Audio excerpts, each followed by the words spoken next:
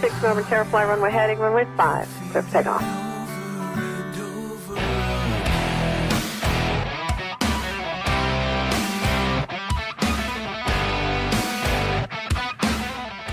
From Psychic Sundays to ET Contact and everything in between, this is Spaced Out Sunday's Cosmic Passport with host Elizabeth Anglin.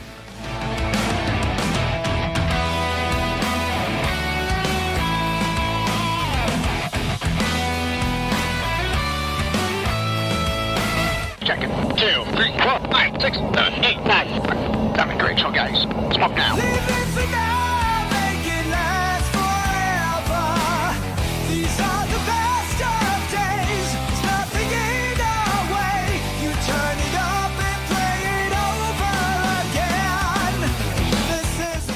You can connect with Elizabeth on Skype at 505-908-9558 and Spirit for Peace.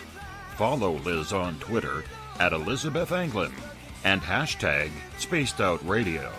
And you can connect with us on the web at spacedoutradio.com.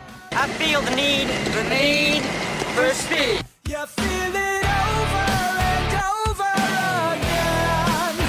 We take you higher and higher and higher. You feel it over and over again. Chillers, cool now. Smoke off now. This is the love we will forget. Chillers, if you know now. Letting go the heart will go. Contact. Easing up. Chillers, cool now. Just look inside and feel it over and over Good now. One left. take you. Don't look much like Los Angeles to me.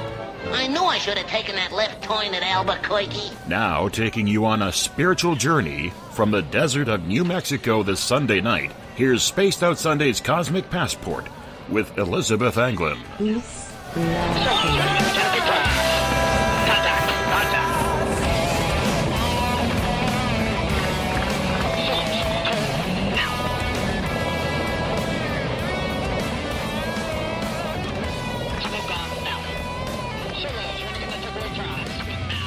Good evening and welcome to Spaced Out Radio's Cosmic Passport and Psychic... Oh, it's not Psychic Sunday, but I am a psychic. I am your host, Elizabeth Anglin, coming to you from Spaced Out Radio in the Cosmic Cruise Mobile, coming to you live from the deliciously wild and wonderful desert southwest, the art colony hippie commune of Madrid, New Mexico. That's right, I said hippie commune. And we come to you from here every Sunday at spacedoutradio.com. For all of you who are listening in from around North America and the world, we'd like to thank you very much for being here, especially those who are listening at WQEE 99 Rock the Key in Noonan, Georgia, at spacedoutradio.com, on Spreaker, on the United Public Radio Network, Renegade Talk Radio, and the High Plains Talk Radio Network, and those fringe radio folks. Thanks for coming and listening tonight. Thanks to guitar god Ron Bumblefoot THAL for coming to us, formerly of Guns N' Roses, currently of Art of Anarchy. He creates the music that makes Spaced Out Radio Weekend Rock, the official spacedoutradio.com music. If you are a web surfer, a social media person, a Twitter, find us at spacedoutradio at Twitter. Give our Facebook page a like at Spaced Out Radio Show. On Facebook, you can follow me at Cosmic Passport with Elizabeth Anglin. Subscribe to our YouTube channel, Spaced Out Radio Show. Tune us in on TuneIn. Download our shows from iTunes. We're also on RadioGuide.fm, TalkStream Live, and on Stitcher. And of course, our website is spacedoutradio.com. And if you go to patreon.com, we have some really cool offers for you, our listeners, there as well, so make sure you check those out. If you want to take part in tonight's show, ask a question in the chat room with all caps. You'll have to sign into one of our chat rooms on Spreaker or in the chat room on Facebook, or go to Twitter. And if you're on Facebook, it's SOR Space Travelers Club. Join us there. If you head to our website, spacedoutradio.com, for just $5 a month, you can become an SOR Space Traveler We offer you some pretty decent stuff, and it's our opportunity to give back to you. We have a news section called The Encounter that deals with everything paranormal, and that is courtesy of our editors, Eric Marcum and Everett Thiemer, who will be with us tonight. You can check out Dave Scott and his latest blog there as well. If you've had an experience you can't explain, fill out an SOR Sightlines report. Our researcher will get back to you to find out what is going on. And we're going to start the show. Tonight we're getting nerdy. We're getting nerdy with Eric Marcum and Everett Thiemer. And one of the things that I wanted to talk about specifically this evening was Bigfoot DNA research. Everett, Eric, welcome. Hi, Liz. Thanks for having me. Hey, you're welcome. Did Eric make it? Is Preacher here? No, the Preacher isn't here yet. We're efforting the Preacher. We have to pray really hard that the preacher shows up because he's going to save us from ourselves. Well, do you mind if I play a little bit too? You can play too, Dave Scott, but only if my gnomes get to come. No gnomes. We're not doing right. anything with gnomes tonight. Okay, fine. So, I really wanted to wait for Preacher because we're talking about DNA, which is so up his alley. But when I was doing the beginning research for this, the things that really struck me were the Melba Ketchum research of the 2000s in a paper that was written in 2013, and then the Sykes research. And both of these papers have mostly to do with DNA being used to find Bigfoot or find out if samples are Bigfoot. What's interesting to me is that, as per usual, the Ketchum research was poo-pooed in the media and other places, and the Sykes research was considered valid. And the Sykes research, I couldn't find the actual paper on it, but I could find Melba Ketchum's paper. So I took a gander at both of those, sent those over to Everett and Eric. Everett, did you get a chance to look at that? I looked at the Ketchum research, and after I dug out my dictionary, I did a little research about her research, and I don't know how I exactly feel about her project. It seems to have been fraught with problems from the very beginning. Okay, so in your estimation, what were the problems that you noticed about it? I can't speak so much on the scientific side, but just in terms of her methodology and all of the sort of the politics that played into the entire thing, from how long it dragged on to her quote-unquote difficulty finding a publisher for her paper, to her it turned out that she started a website to publish her own paper. Right there, that just reeks of bad science. You can't do that. I mean, it just seems like her whole project had issues at every step of the thing. Well, I think, did you get this information from the Psychop right up of her? Because they really did bring forward problems that dogged her throughout the process, or they brought out actually everything bad that they could say about Melba Ketchum. From the research to the fact that it took her 3 months to come up with a paper. I can tell you that I know academics, it'll take them a long time to come up with a paper, and it will take them a long time to revise a paper. And if you think that your paper will not end up being published, which I'm sure she did think that it wouldn't end up being published, it is kind of like giving up before the fact to say, well, I'm just going to put out a website and buy my own journal. Because that's what she did. She bought her own journal to put the research up. And so it's kind of like saying, okay, nobody's going to publish this anyway, so I'll just put it out through my own journal. The question is why? If nobody, it's okay to have a paper that's not published. It's okay to have papers that you've submitted and that have been dissed, and it's okay to actually put them online and say, this has not been published, I believe. I'm trying to think. I mean, if you think you're not going to be published, I suppose you can. But why buy a journal in order to publish? That's the thing that I'm a little leery of, because she can say, well, it's published in a journal. Well, it's your journal. So has anybody else published in your journal? That's I read through the first part of the paper, and I read through the things that were used, but the conclusion she drew also was that Bigfoot was a human hybrid. And it wasn't really clear from the website how she, to me, in the amount of time that I had to read everything, how she came to that conclusion. But given my own experience talking with Bigfoot, you could very well come to the conclusion that she did, because from what, animal communication-wise with Bigfoot, they can have humans interbreeding with Bigfoot, from the ones I've talked to. And in her conclusion, the DNA turned out to be mostly human with something else. And it's like, well, I could see that, but how did you get to that from what you had? And, so that's I didn't find anything that really explained that either when I looked at it. Did you get? Go ahead. I'm open to that conclusion, but for some reason, I'm not open to accepting it from her study. Does that make sense? It does. It makes sense. What would you have to see that would make you open to seeing it, though?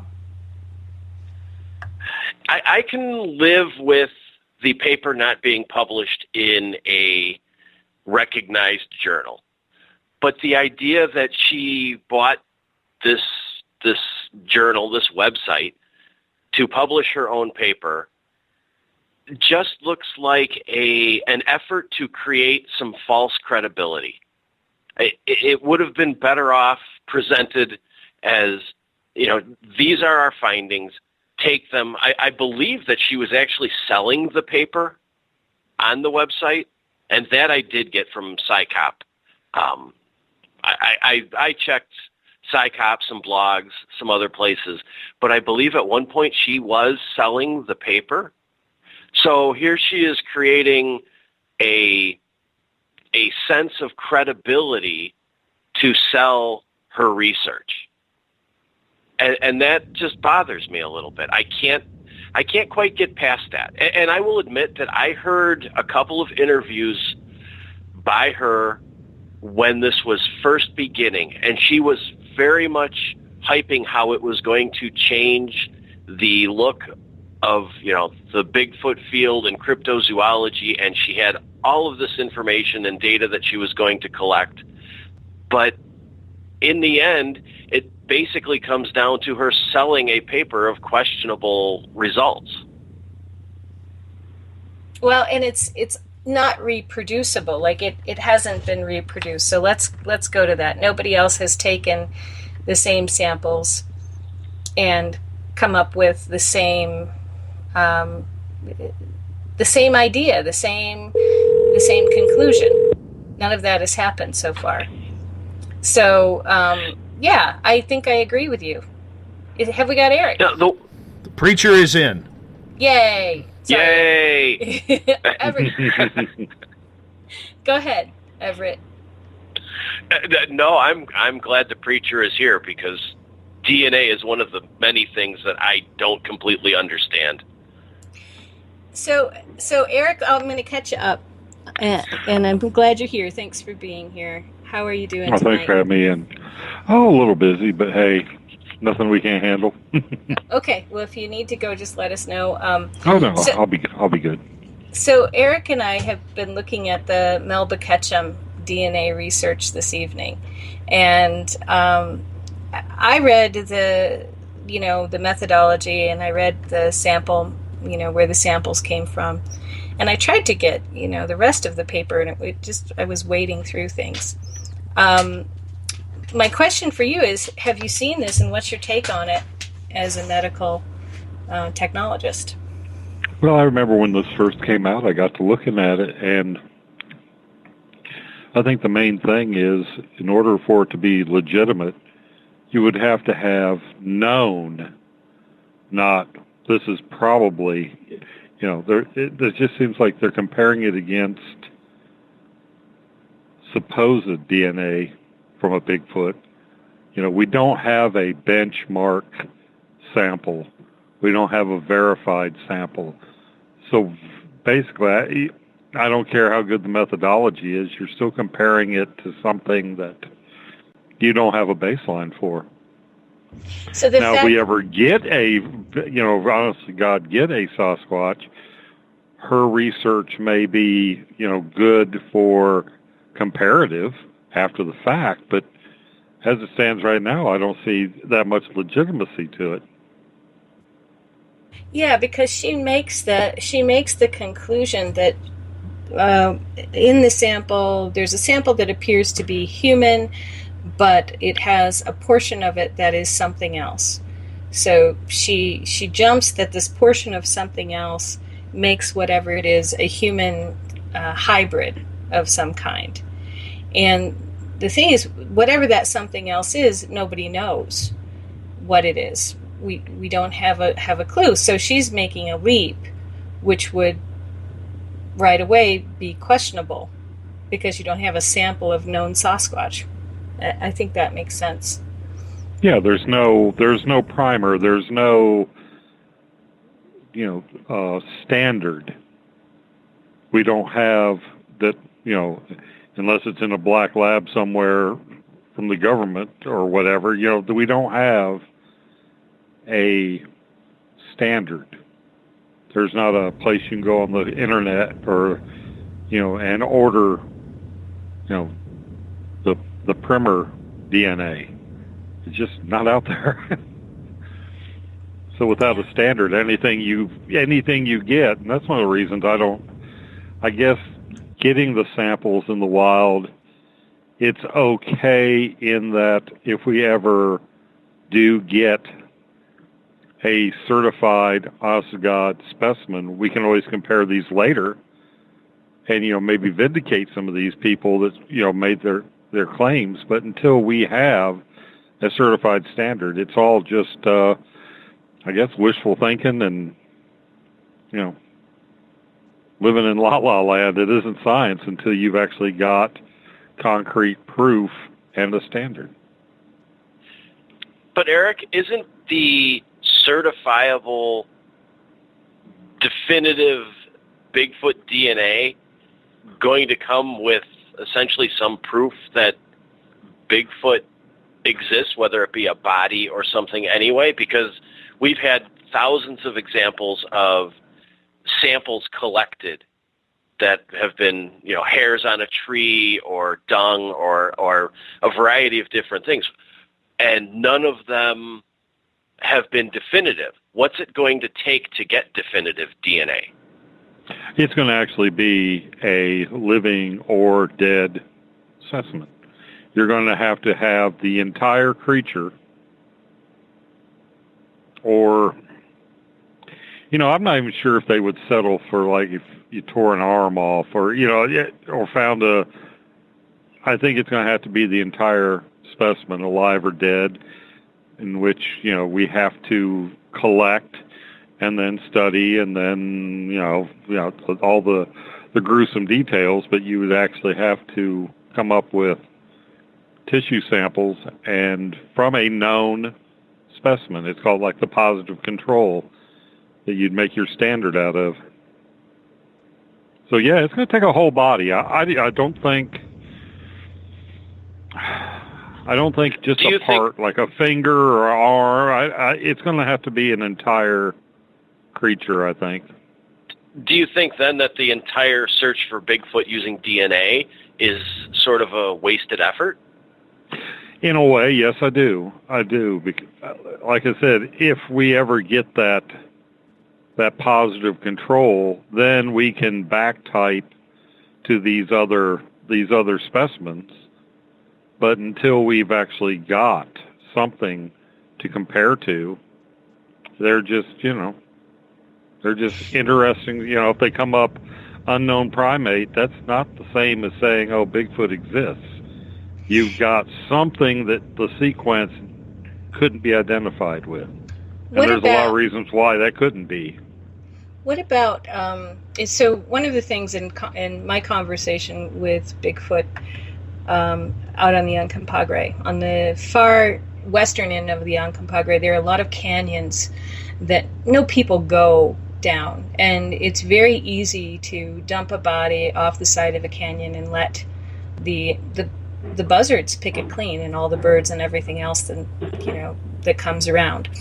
And I had this conversation with Bigfoot. Why do we not find bones, or why are we not finding your kind in bones, or as a primate that, if you take a carbon-13 sample and a DNA sample, and you find out, okay, it's only 100 years old, or it's only 50 years old, and it's not human, but it has human characteristics. Why aren't we finding that?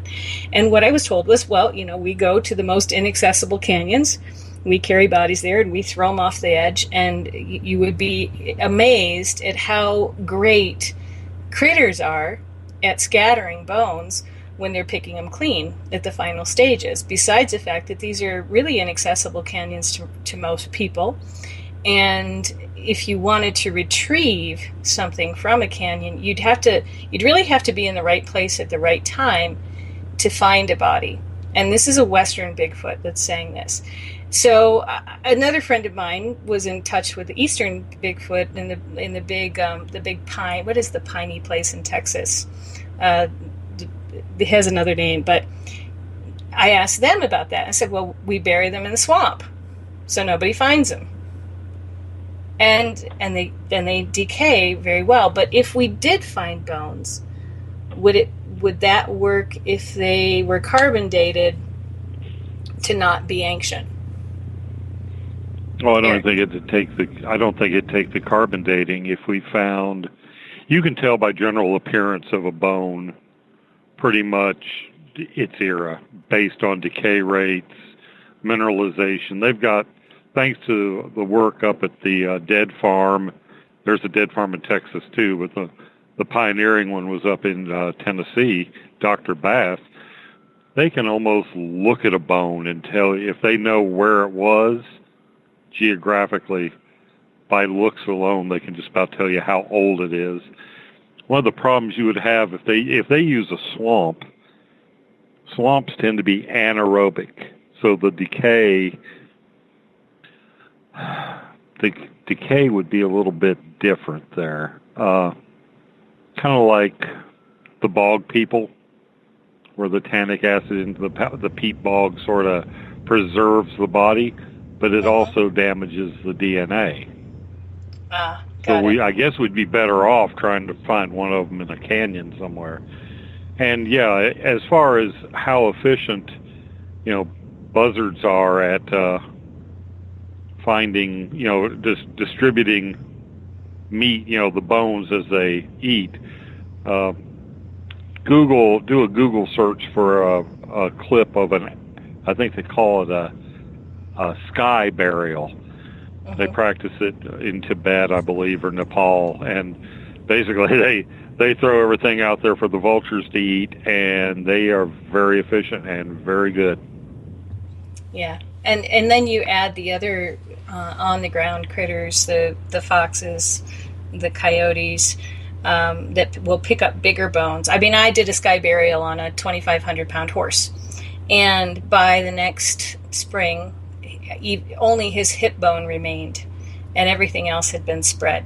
So that, I had a skull and a hip bone, and that was it. So yeah, if and I was watching that, I was watching that whole process, not to be weird or anything, but that's how it worked out. And I was happy to have the birds have him when it was winter, because he died in winter. But it didn't take that long for that big of an animal to be completely gone. It was 14 days till he was just bone, which is amazing. So anything out in the west, in the mountains, in an inaccessible place with a lot of wild things, is going to be cleaned up, and relatively quickly. Everett, what do you think? I was wondering about the Bigfoot of the plains of Oklahoma, Kansas. Why are we not finding bones of them then to test? I mean, if you watch, that show, Finding Bigfoot, they'll tell you that Bigfoot are wandering the suburbs of Tulsa, Oklahoma. So it would be conceivable that if there's a population that large of them in that area, we should be finding fresh bone from them. How would they get rid of their dead in a way that would keep it from being discovered? Well, most places, there are marshy places along river bottoms and riverbeds. So it could be that they're doing that they're going down to the river or going down to the marshy places. I didn't talk to any from Oklahoma, but I suppose, and they will carry their dead. If somebody dies in a place that's not good for disposal, they'll carry them to where they need to go. They're strong like that, unlike we are. We'd get all out of breath and stuff. But that's what they showed me, was that they would carry their dead to the appropriate place and then dispose of them. So I would assume that might be what they do if they're actually out there, that they would go to a marshy place and do it there. I don't know. I wonder, do they do the sky burial part and then maybe go back later? They said it only takes, and in the summer it wouldn't take that long. Wouldn't even take 2 weeks in the summer. Do they go back and maybe gather up the bones? Yeah. Like elephants do. I mean, elephants apparently carry the bones of their dead and put them, get them out of the way when they find them. Yeah. I don't know. I didn't ask about that. It was more about, I got a really brief vision from the two different groups. Yeah, we do this. Yeah, we do this. But yeah, it could be. Some of those canyons, though, like in the Dolores River Valley, which is where they were showing me that they were going, there are all these side canyons off the Dolores River on the southwestern and Compaggre face of the plateau. And literally, if you are driving by, you'll be driving through the Dolores River Canyon, and you look up a side canyon, and there's so many huge rocks and huge boulders that it would be very difficult for a human being to go up that canyon in any sense of the word, unless you started off from the top and you rappelled down. But even then, there wouldn't be any trails for you to follow. So literally, you've got just like one spot that you can go straight up and straight down. And those were the areas that they were showing me. So they might not even have to do that in those areas. And, that could just be it. I have a question about the Sykes, just a little thought about the Sykes study, which came out after Ketchum. Most of the things that they found in Sykes, are you familiar with that, Eric and Everett? Yeah, there's a whole documentary. I think it was on Netflix for a while about the whole project. Right. I mean, Sykes follows a kind of a middle line. He's talking about, we shouldn't make fun of cryptozoology as a research study.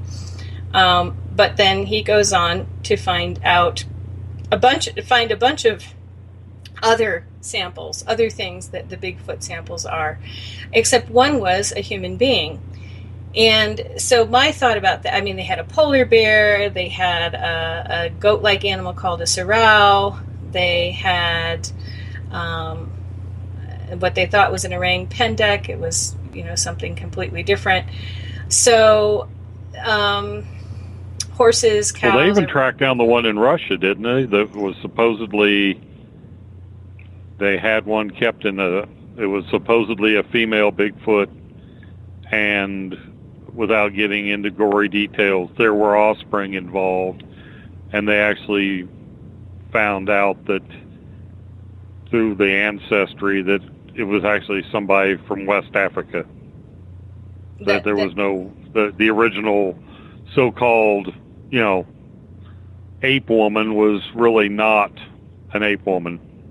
Yeah, she was just a person. Well, right, and this might be the one that I had questions about, because they said, and one was a human being, that one sample was a human being. Now, in the Ketchum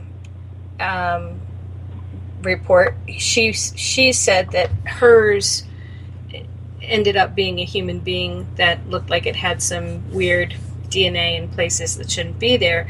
And I thought, well, if you're just looking at it as, is this a human being, and you're not looking deeply at what's on the rest of the DNA, perhaps you wouldn't catch it if Bigfoot are sort of a human offshoot or closely related to humans, or have some wonky DNA that makes them big and furry instead of smaller and furless like us, unless you're somebody who's very furry. So I guess that I didn't know that they had found out that that one of them was a person already from Africa. But what would an African person be doing in Russian? Well, it was a possible, I remember that they explained that it was probably somebody who was either escaping some form of persecution or had been captured and dragged to that area against their will as a oddity. Pygmies were considered sideshow attractions. The Ubangi that put the big plates in their lips, these kind of people were found, these cultures were found, and not really asked if they wanted to go into show business. They were just pretty much taken from their homes and displayed until they died. Until they died. That's not, that's one of the things about the 18th and 19th centuries that, humanity has, and even into the early 20th century, humanity owes somewhat of an apology to some of these cultures because they weren't treated as sovereign humans. If this woman was deformed, or if she, just whatever, they don't actually know what she looked like, other than she was described as, could be confused with a Bigfoot, a wild woman. She may have suffered from hypertrichosis. She just looked like a big hairy ape or something. I'm not sure if they ever went into I don't think they ever found any of her direct DNA. It was this all, they found her mitochondrial DNA spread throughout a population in the area where the story was strong. And that's, I watched that a couple years ago, so I'm not really sure all the details. I'd have to really look into it. But they could determine that she wasn't Russian, she wasn't Caucasian, that the matrilineal DNA pointed toward a West African. Okay. Eric, there are several different afflictions, genetic afflictions, that could cause people to resemble, so to speak, a Bigfoot or have like an appearance like that. Would that show up in the DNA as, it would show up as an anomaly, but shouldn't we be able to tell whether it was a genetic condition or if it was a different, an unknown type of DNA? Well, I'm not sure if hypertrichosis shows, if we know the gene for it. What causes, actually, they might be able to, I'm not sure if they actually have the coding. What genes make this happen. So I'm not sure if they would recognize it if they saw it. Isn't it an adrenal gland issue, and it's not necessarily, aren't there other things that could make you be a hairy person that have to do with adrenal gland issues that might not necessarily be genetic? It's just a multitude of factors that affect the adrenal gland in a certain way. Well, it is. Well, let's see. I'm trying to remember. Like there's a couple different. There's generalized. There's terminal. There's several different kind. But as far as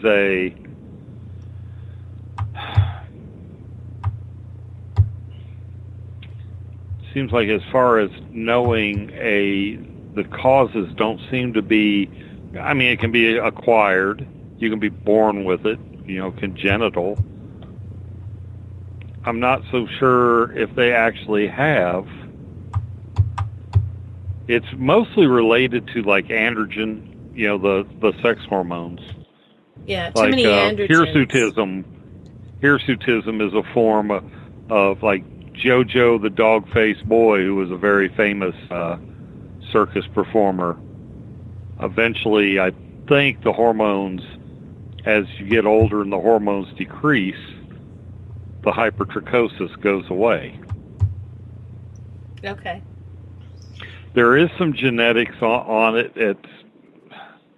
They think it might be an inversion mutation on chromosome 8.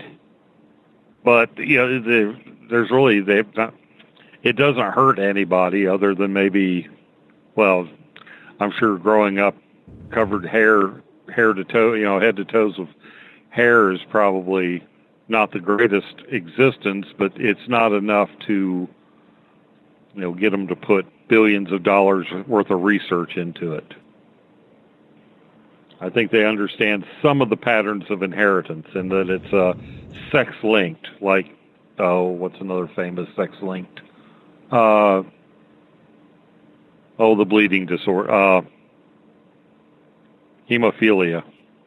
So they understand some of the patterns of inheritance, but as far as getting right down to what codon on the DNA, right down to the sequence of proteins, I don't think they've gotten that far. And that wouldn't be on, they wouldn't have known that from the study they did on Bigfoot on this apparent woman, because they weren't looking for that. And that wasn't part of their study. They didn't go that broad. So. Yeah, I think all they were trying to do is just find origin. They wanted to see if, because these people were like, oh, we're not necessarily all human then. So some of them were kind of proud of the fact that they had this in their ancestry, and were rather disappointed to find out, yeah, you're 100% human. Sorry. There was nothing aberrant at all about, the genome that they pulled out of these people. It was fully human. So it wasn't like a human. You would expect that close to I think they were a second generation that they were working on, getting their specimens from. That would have been close enough that if there was a hybridization, that non-human DNA would have showed up. Got it. Wow. Okay. So if we were going to do Bigfoot DNA research, how would we do it better? Find a cooperative Bigfoot, get some blood specimens, and document. That's the only thing I can think of. It was, like I said, if you don't have any benchmarks or standard or, QC specimen to compare to, you're not doing much in the way of genetic testing. You might be building up a bank of knowledge for the future time when that standard is found. But until then, it's okay, Aaron, there. Can I ask a question? And I'm going to play devil's advocate. Go ahead. Okay. I'll go just for it. Here then. Let's say in your lab, somebody brings in a sample and you test it, and it's just no known species. Maybe it has some markers of human, or maybe it has some markers from a primate. But what conclusion do you draw from it? What can anybody do with that sample once you have a DNA test run on it, if there's nothing to compare it to? What's the purpose, and what can you do with that sample? Well, you do compare it to known human. We have DNA specimens and DNA sequences that are, that you would have no trouble comparing it to wolf or canine. I think they might even be able to take it back as far as genre. But you could say, okay, it's not cetacean, it's not lupine, it's not any of these other things. And, then when it's all said and done, you say, well, it's an unknown. And that's as far as you can really take it. You might be able to say unknown primate, unknown mammal, but you really couldn't say, it comes back to the absence of proof of absence type of thing. It's just not, you don't have anything there that you can run with other than say we've got an unknown primate, which I believe, and I cannot find this, and I would challenge anybody out there to look for this. The Smithsonian Institution probably 10, 15 years ago sent a expedition out and supposedly came back with a Yeti specimen, or they came back with this hair specimen that the locals said that's Yeti.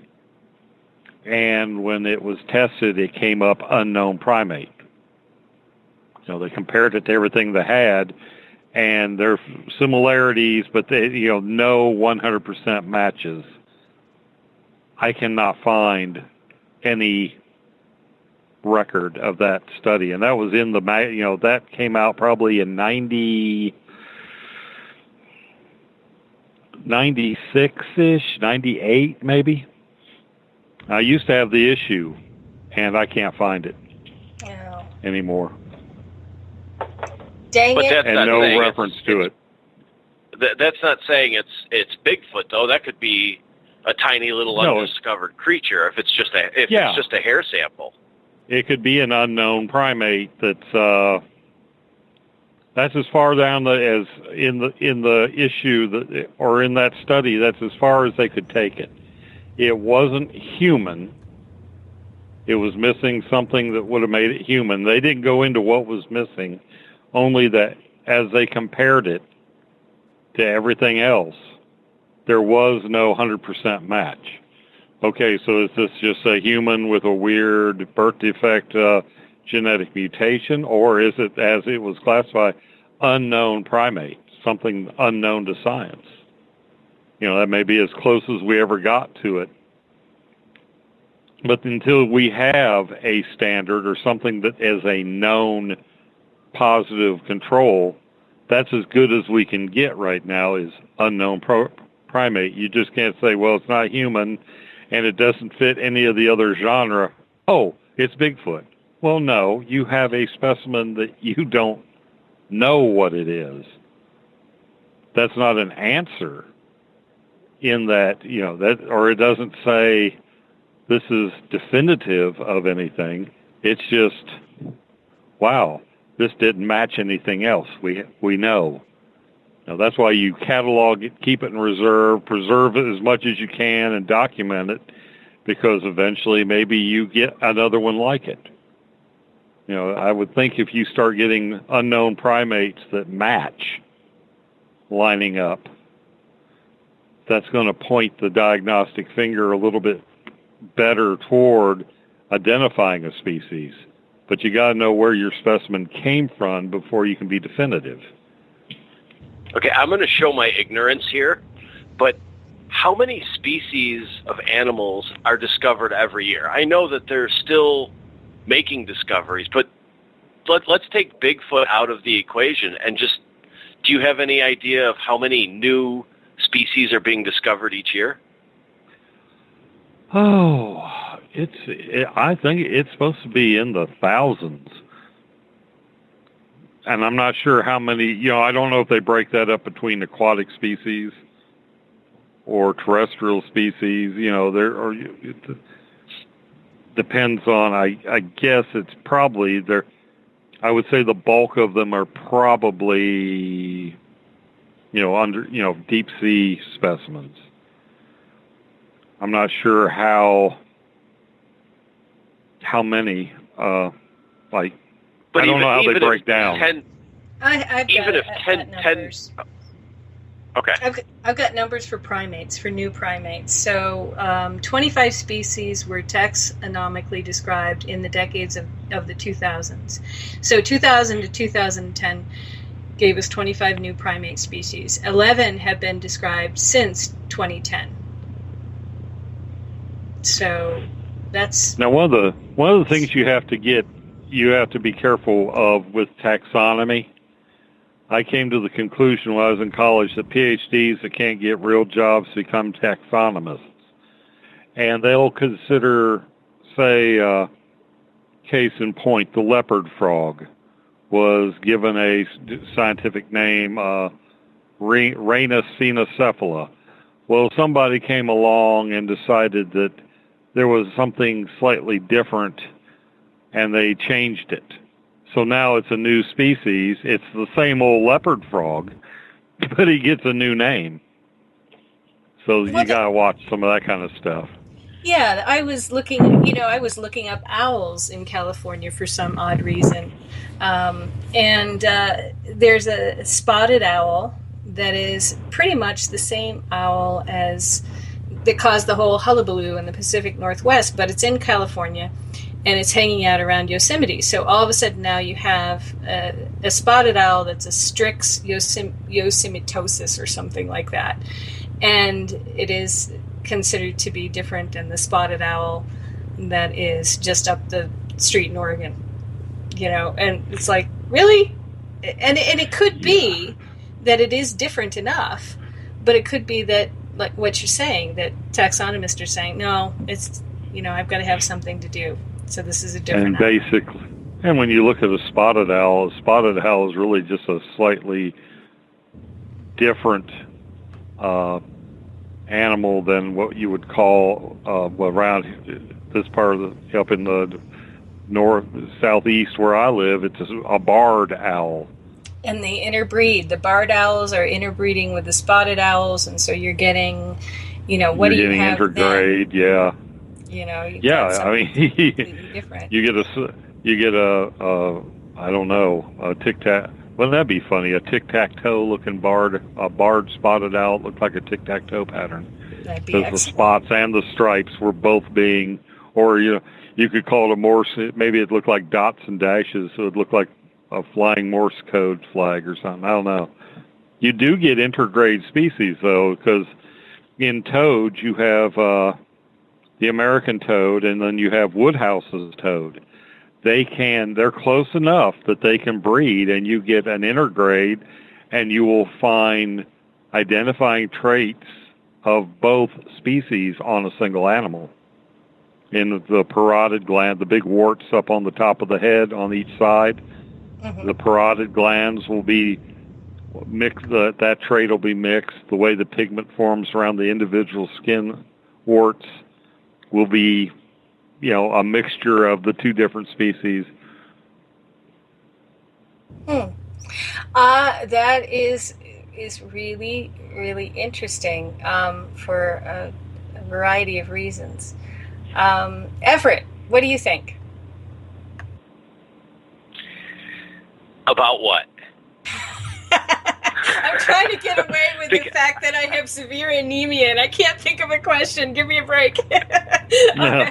I was wondering how, if there's these flying Morse code owls flying around, how long it will take for those to be considered UFOs or Mothmen. Yeah. That's right.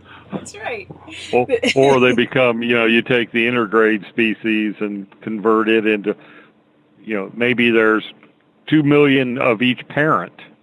of each side of that gene, but there's only a couple hundred of these interbreed. So now do they get endangered species? Even though the genetics, they're nothing more than a combination of the genetics that are well established in two other populations.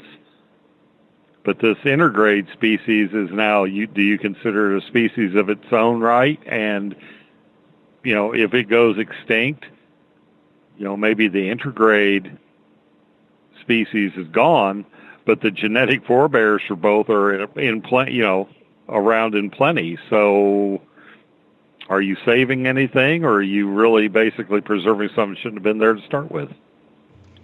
Or you could look at, I think one of the things that we don't look at, and this is getting a little off the subject, but bear with me, we don't look at the role of species in an ecosystem. And perhaps we should, rather than just saying, well, are they endangered? Is it special? Is it a spotted owl?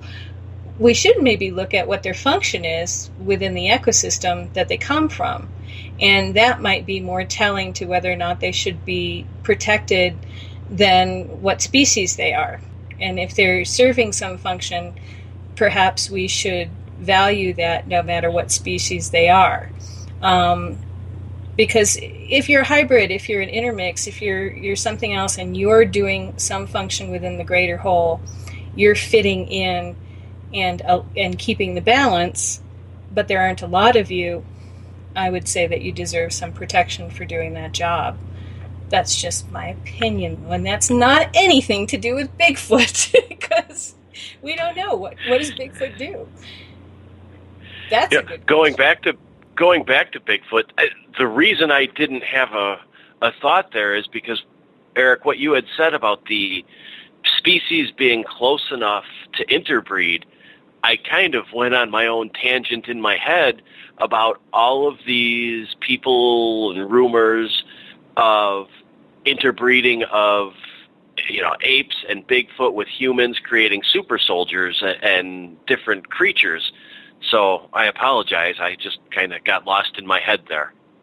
I did too, and then my brain turned off. And that's why I didn't have a question, because I was like, wait a minute, what does that mean? Because, a lot of the Bigfoot communicators and even the female Bigfoot that I was talking to, she was talking about a grandfather, a great-grandfather who had been a miner in the late 1800s, had basically, bred with a Bigfoot, and that's how she came about. And she's very light-colored. Her face is very light, and she's not as big as her husband was. And so she said, no, I'm part human. I had a grandfather, great-grandfather. I didn't know. I could just tell that it was the late 1800s. Some lonely miner found some Bigfoot woman and got it on, and boom, there, Bob's your uncle, and you're still a Bigfoot. So if they can interbreed, that means, God help anybody, that if they're close enough to create fertile offspring, they're definitely not that, the genetics have got to be so close that we might not recognize Bigfoot DNA from human if we had it. Right, and then because in order to have fertile offspring, okay, a horse and a donkey are both equines, but if they have offspring, the offsprings are infertile mules. If these things, if you can if they can interbreed and create fertile offspring, we're looking at a subspecies of Homo sapiens. It's Homo sapiens sylvestri, or come up with some. They live in the woods, so call them Homo sapiens sylvestri. But they are essentially, they got to be human in order for there to be any offspring. Exactly. Well, that's one great mystery solved. And if I don't think we would recognize, I don't think you'd be able to recognize it as anything other than human. So all these times that the Bigfoot DNA researchers say, oh, it came up human, it must be contamination. Possibly not. They're just, they are human. And that gets back to Ketchum. Was it... I read as much as I could of that, but I didn't see her bringing in this information that they could possibly be human, or stories of Bigfoot that had interbred with humans. But that would lead to a human result when it comes right down to it. Well, we're going to have to talk about this more when we come back from the break. Everett, thank you so much for being here. Eric, thank you so much for being here. We will be back right after these messages from our sponsors, and you're on spacedoutradio.com or wherever you're listening to Cosmic Passport from. Thank you for being here. We'll be back after the top of the hour. 365 days a year, we're in the field, investigating UFO sightings, talking to alien abductees, and visiting secret military locations like Area 51. We're UFO Seekers, official partner of Spaced Out Radio. Follow our daily search for the truth at ufoseekers.com or like us on social media. Catch us on Spaced Out Radio every third Monday of the month as we discuss Area 51, UFOs, and more. And also, don't forget to subscribe to us on YouTube.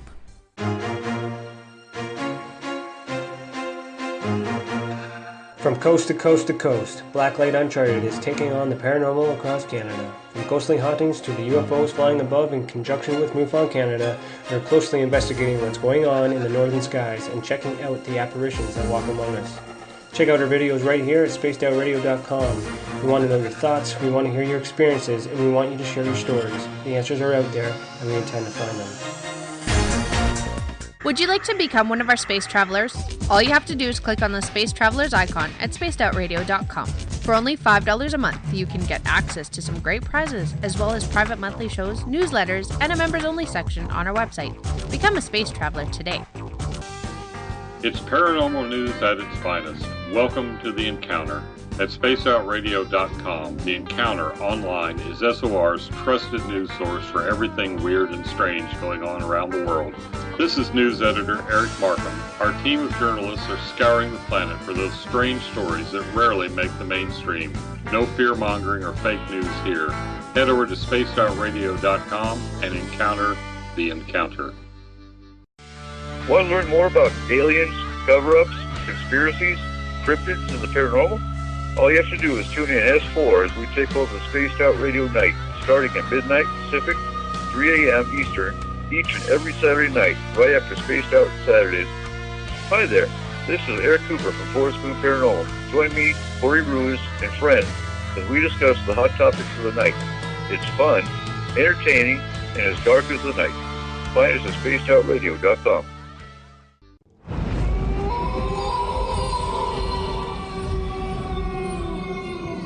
Hey, this is Canadian Paranormal Investigator Mike Moore. The third Wednesday of every month, I'll be teaming up with Dave Scott to bring you Ghosts of the Great White North. Each month, we will bring on guests from across Canada to discuss their ghostly encounters. Canada is a paranormal hotbed with stories you've never heard, so we're going to bring them to you. So get comfy on your Chesterfield, grab a donut, and join us, eh?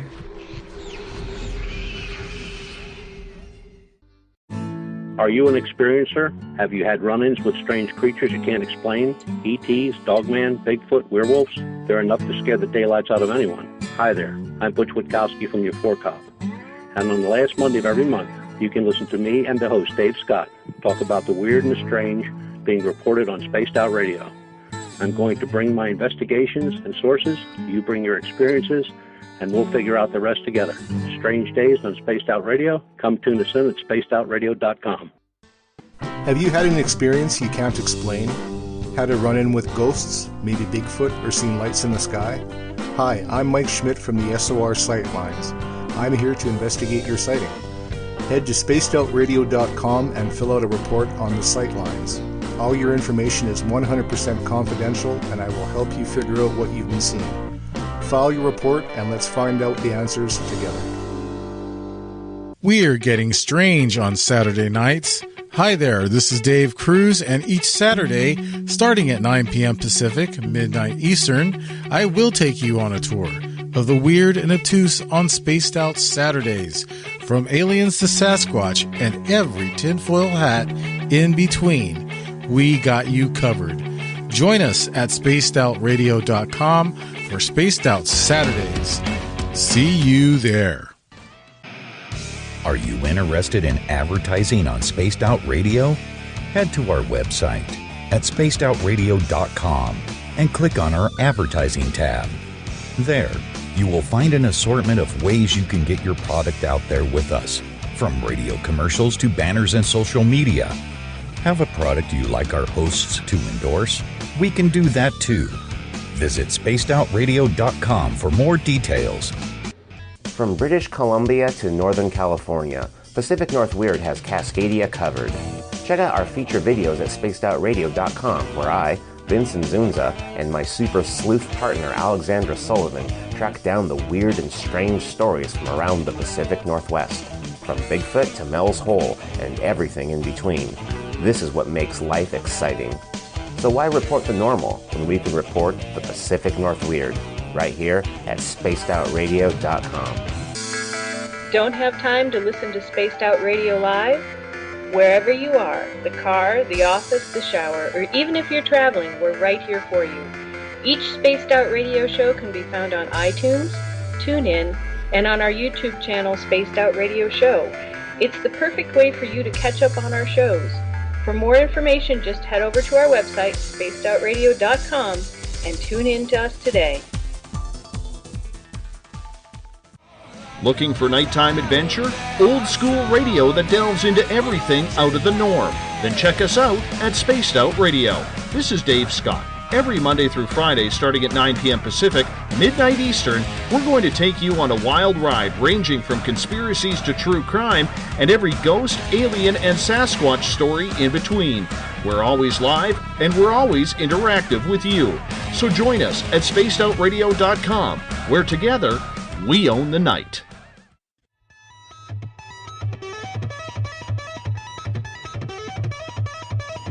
The views and opinions expressed by tonight's guests and topic of discussion do not necessarily represent the official policy or position of Spaced Out Radio, Spaced Out Weekend, Spaced Out Radio Limited, its hosts, syndicated carriers, or anyone associated with this broadcast. Would you like to connect with us? Head to spacedoutradio.com for all your latest show info. And hit us up on Twitter using the hashtag SpacedOutRadio. Now, back to Elizabeth Anglin and SOR. We are back at Spaced Out Radio's Cosmic Passport. We're getting nerdy. This is Elizabeth Anglin with Eric Marcum and Everett Thiemer. We want to thank you so much for being here tonight. All of you who are listening in at WQEE 99 Rock, the Key in Noonan, Georgia. Everybody at spacedoutradio.com, on Spreaker, on the United Public Radio Network, Renegade Talk Radio, High Plains Talk Radio Network, KTLK, The Fringe, Guitar God, Ron Bumblefoot Thought. We love you for making our music. We love that you do that for us. You help us rock here on Spaced Out Radio, and you are our official spacedoutradio.com music. Thank you, thank you, thank you. Love you, love you. Kisses, kisses. That's all I can say. If you are a Twitter bug, go to Twitter and find us as Spaced Out Radio. You can give our Facebook page a like at Spaced Out Radio Show. And if you're already listening, you know all that. So let's get on with the show. We're talking about what if Bigfoot is actually just a big, hairy human.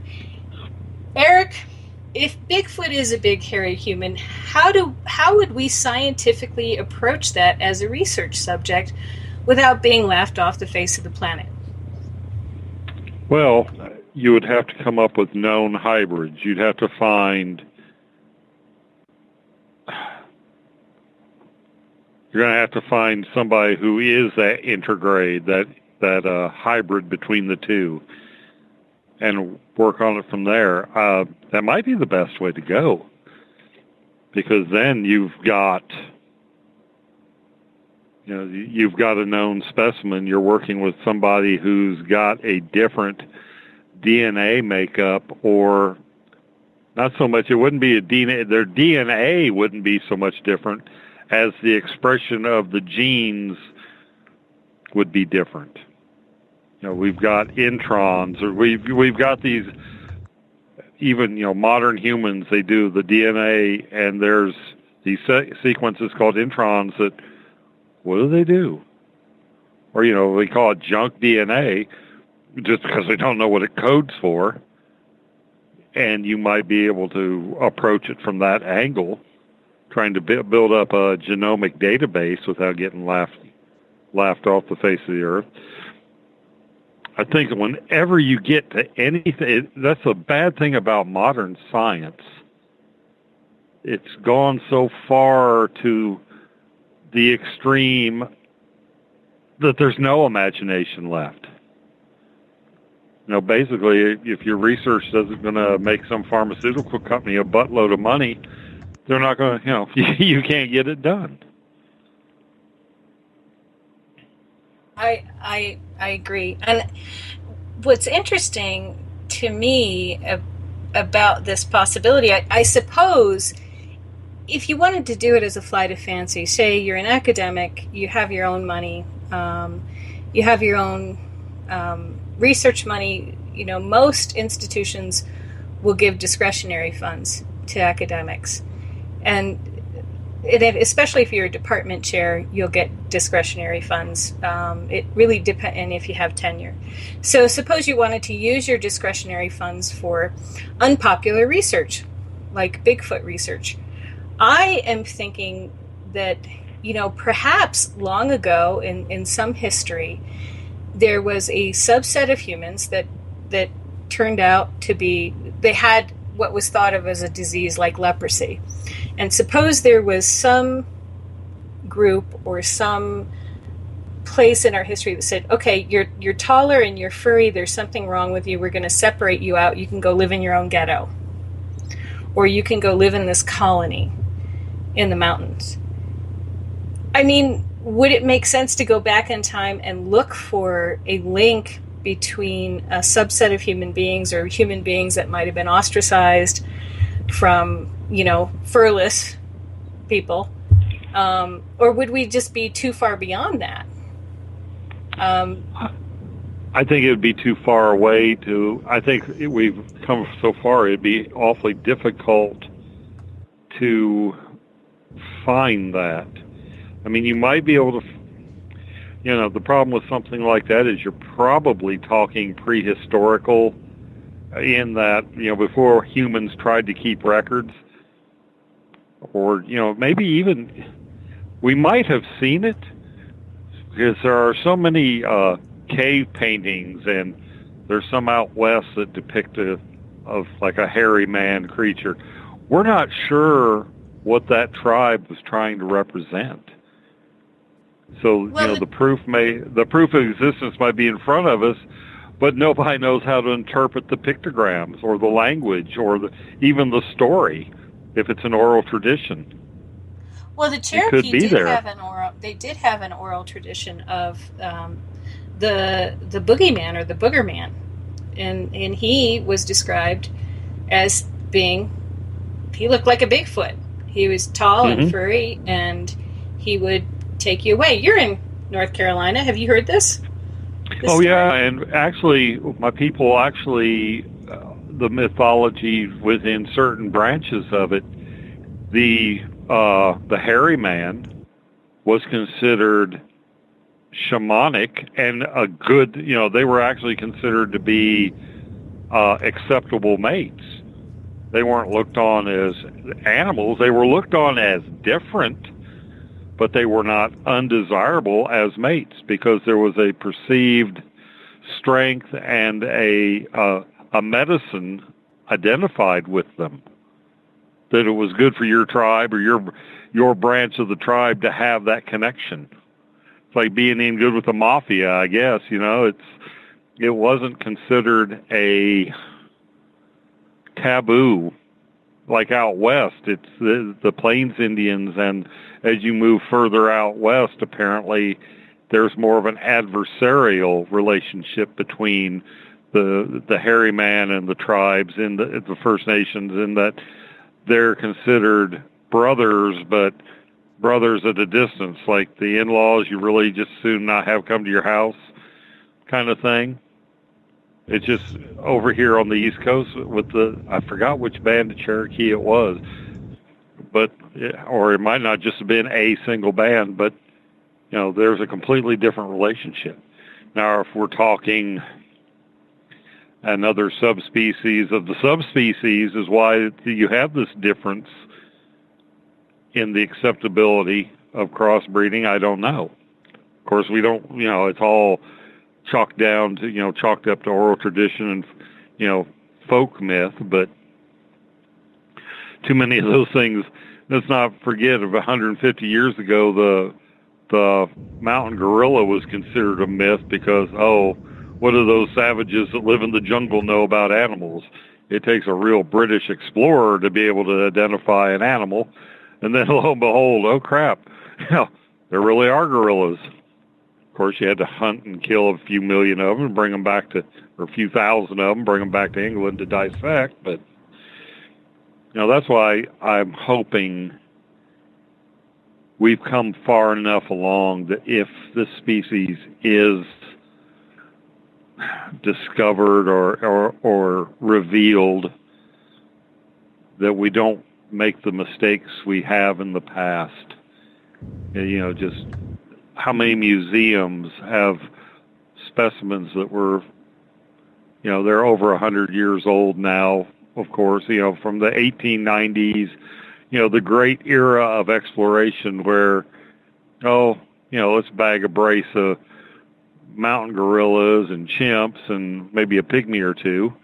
The savagery of what was considered field zoology, it's really reprehensible. Yeah, and we're glad, that we don't. Go ahead, Everett. Oh, Eric, one of the things you mentioned just a few minutes ago was about finding the strain of the sort of hybrid DNA that's so close to ours. Is it possible that through even like Ancestry.com or, one of these, there's so many places you can send your DNA in to have it tested. Is it possible that we've already found it and it's just stuck in a database somewhere so close to the human DNA that maybe it's just gone unnoticed? That's what that's entirely possible because, like I said, in order for there to be offspring, and the fact that somebody's sending their DNA to Ancestry.com is proof that there was a viable offspring. I mean, okay, let me drop back. Okay, the Russian scientists that tried to crossbreed gorillas, chimps, great apes to humans. As close as we are to them, no offspring. So the fact that if there are offspring coming from oral tradition suggests that there are offspring, viable offspring coming from these matings, it's got to be like we've got to share all but 0.5% or so. You got to be so close to have fertile offspring that it would almost be, unless you knew exactly what you're looking for, it could be right there in front of you and you wouldn't know it because it looks like human. Right. Now let's get to, we do know that when Cro-Magnon, or was it Cro-Magnon, basically Homo sapiens, most of us will have 3%, 4% Neanderthal. And then there's Denisovanan man as well. That you could also have that, which is not the same as your modern human being, but they were at one point able to interbreed, and they did. And so, and Neanderthal, we know is different. It was bigger. They had greater need for food. They were heavier boned. They were stronger, but they were still mating with modern human beings, and down through 40,000 years, what have you. Now you've got what you've got, which is no more Neanderthal. So, is it possible that Bigfoot is a similar species to Neanderthal, or a similar human being type of species that just didn't die out but hid very well? What do you think? That's definitely a viable idea. I mean, it could well be. I'm trying, and I'll be honest, I'm Googling. I'm trying to find out how much DNA we share with, say, a Neanderthal or tall. It's usually between 2 and 4, but some will have, some people. I know in Well, when you have the complete genomes, it's like, okay, we're within 2%, I think it's 2% of a great ape. Or it's something, now we're so close, but it's not there. And another thing to consider is maybe it's not so much the similarity of the entire genome, but maybe there's sweet spots along that chromosome where if the match is there, you can have viable offspring. You can be a separate species, but what I'm trying to say is that the combination fits enough that you can have offspring. It might be the individual locations on the chromosome that are causing this interbreeding to be able to happen. But if you had a modern human, they say if you saw, and I've actually seen a mock-up of what a Neanderthal would look like, and not to be funny, but I think, I'm not sure they're extinct. Well, or at least the phenotype is being expressed in our genes. Yeah. Well, I know my parents did my dad did a DNA test and my sister did, and they were 4%. You know, they did the one where you could check how much of a Neanderthal you were, and we were 4%. So it's like, all right, looking for those, brow ridges. There you go. Well, I've seen, I had a guy in the first karate classes I ever took. He was hellishly strong, and basically, if you start ticking down the characteristics of a Neanderthal, this guy had, for all intents and purposes, this guy had them. His jaw wasn't as receding as they show on that particular, but as far as, the brow ridges, the compact, the way he was built, his muscle mass, and the way his arms were, I mean, hey, like I said, the pure species of Neanderthal might be gone, but the genes are still out there and they're still getting passed on. Been there, seen it. Yeah. But are we shooting Bigfoot research in the foot if we're suggesting that they've interbred with humans? And is it possible that it's just so diluted that there's a little bit of Bigfoot in all of us, and there is no Bigfoot in the forest anymore? No. I mean, I suppose if you think about, like, ghosts of ancestors, and this is really getting into the paranormal in terms of, are we seeing Bigfoot because they are our ancestors, perhaps, or because they are some ancestral relations who have a message for us? In my experience with the messages, they weren't all that deep and, life-changing. I hate to say it. You have animal communicators, and their horse is the Buddha, and they give them these deep and life-changing messages. Well, the messages I got were just, we're family, and this is what we do, and, this is how we do it. So I don't get that sort of ancestral thing, but I think, in a sort of Jungian way, you could look at it that way, but that's not been my experience of it. What do you think, Eric?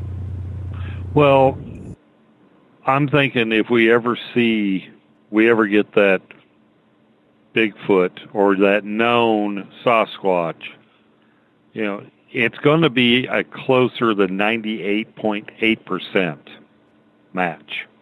Because that's how close we are to chimps, and we can't breed with chimps. We can't create viable offspring. and we're 98 point, that's 1.2%. Now what that percentage means in the actual count of chromosomes, I'm not sure, but if we can be that close to something and not be able to have offspring, we've got to be close to 99 point something percent with the Sasquatch. So essentially, they're human. They're as human as anybody else. They might find that as an insult, but basically, I don't think unless we had... I think what we're getting into is the difference between genotype and phenotype. Yeah, phenotype is the external... Phenotype is what the genes express and are visible on the outside. Phenotypically, like red hair is a phenotype, but blue eyes, the outward appearance is phenotype. And it could be that a certain combination of genes, human genes, cause that phenotypic Sasquatch, or what we think of as a hairy man or a Sasquatch. But the genes aren't that different. It's the way they're expressed and what traits are coming out of that. What traits are being expressed. Sasquatch may be 100% human, but the shuffling of the genes is creating that outward appearance of an entirely different creature. Right.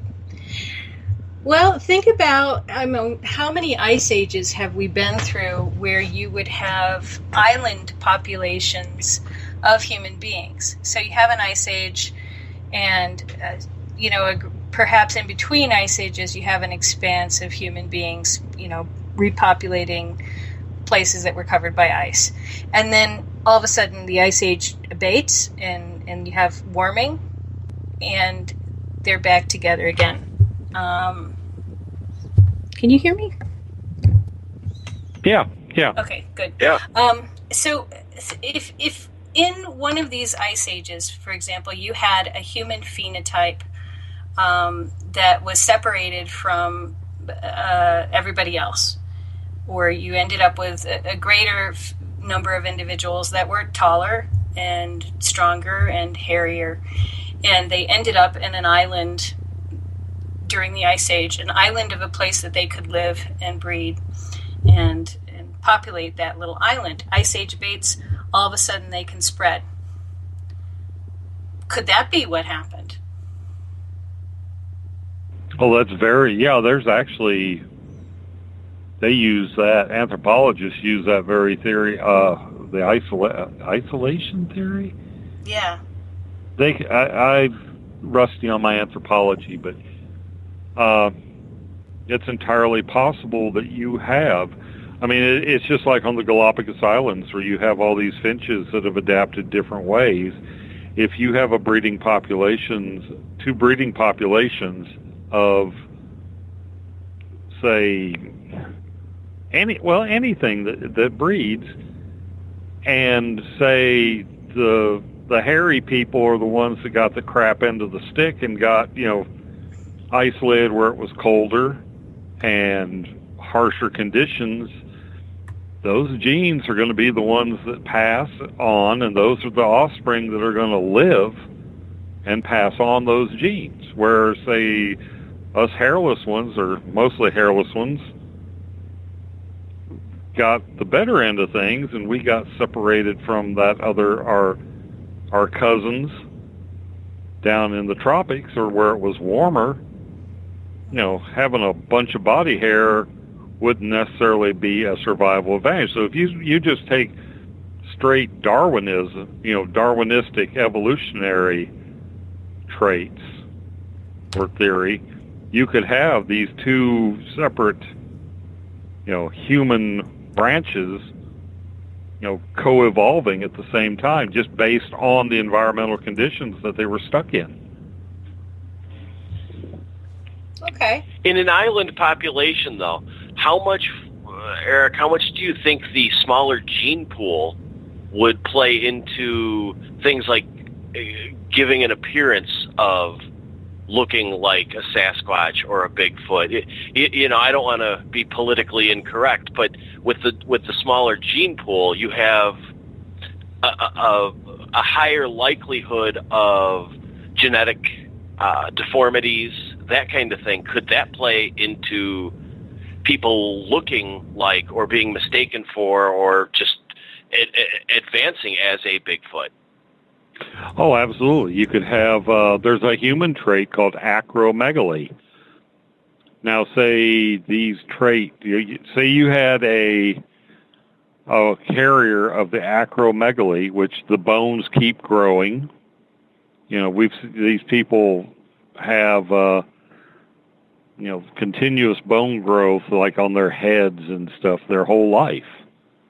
And it can be debilitating. Well, say you also had somebody that had the giantism gene, like, the guy played Tiny in House of a Thousand, Kevin McGrory. Okay. It's not really all that unlikely that you had a population that had these two genes, and maybe they were already kind of ostracized and kept away from everybody else. And then this separation happens, and those genes get constantly thrown back into the gene pool. There you go, a new subspecies. And what's the thing they found on, like, in the Java Islands, what they find in islands, species adapt by miniaturization. They tend to, the successful ones that pass on are the smaller ones, the more agile, the ones that take less food. That's so like us. What you would find, yeah. Well, they, like on the Java, I think it was like the Javan rhino is size of a hog as opposed to how big a rhino is. There's just these different, the miniaturization seems to happen on islands. Now, whether a continent that's divided by an ice sheet would technically be an island, I don't know. Well, it's Plus, interesting. we're looking at animals, regular animals versus humans. But almost everything is smaller than it was, in terms of, was it 40,000 years ago, the last ice age? They found a spot in Colorado where they have mammoths and they have people and they have saber-toothed tigers and they have dire wolves that they found in this lake beside a sideways blowing volcano. So this volcano blew out sideways, covered up everybody that was by this lake. And they're finding a whole community, including human beings, but everything that they're finding there it tends to be a larger size animal, a dire wolf, a mammoth, all of that. And so this was Ice Age time, but now after this Ice Age, we're all smaller. There aren't mammoths anymore. There are cows. There aren't dire wolves. There are wolves. So something in the past 40,000 years has led to almost everything becoming smaller than it was, apparently. What do you think? Yeah, I've heard that. Well, I've heard that both ways too. That's some as well as I do in science. If you're studying something, for every paper that talks like what that expresses your view that you just put out there, you can find another one that poo-poos it, and their background is just as good. So it's a matter of we'll never probably know. Right. But I mean, you had, I think, let's see, the Pleistocene era. Yeah, which we may that's still where you be in. had the huge grands. You had the ground sloths and the mammoths and all this, and we call this the maybe modern era, but the Pleistocene was the most recent era. Right. Of this. And so some geologists and folks will say this is still the Pleistocene. This is just late Pleistocene. Could well be. Modern, but, yeah. So. Yeah, because we're writing the books. Right. So. Well, what I like, the oxygen content was different. I mean, there's so many factors in how things grow. I mean, it's the denser oxygen. Part of the reason they think the dinosaurs could be so large was the concentration of oxygen was greater. And so you get different climatological, as long as the climate and the evolution of a species is happening at the same time, they can adapt. What you get where, you have extinctions is something has happened so fast that the animals and, nothing could adapt to it fast enough. And maybe that's why humans, with their reasoning ability, it's like, damn, I'm cold. Let's wrap up in that woolly mammoth skin. Right. We had survived. We could cope with it and adapt because, more nimble thinking. And but also, all things being equal, you're going to grow to your environment. Well, also we have a metabolism scientifically that was much less than a Neanderthal. They needed to eat a lot more. They needed a larger food source, and they were more prone to starvation than we were.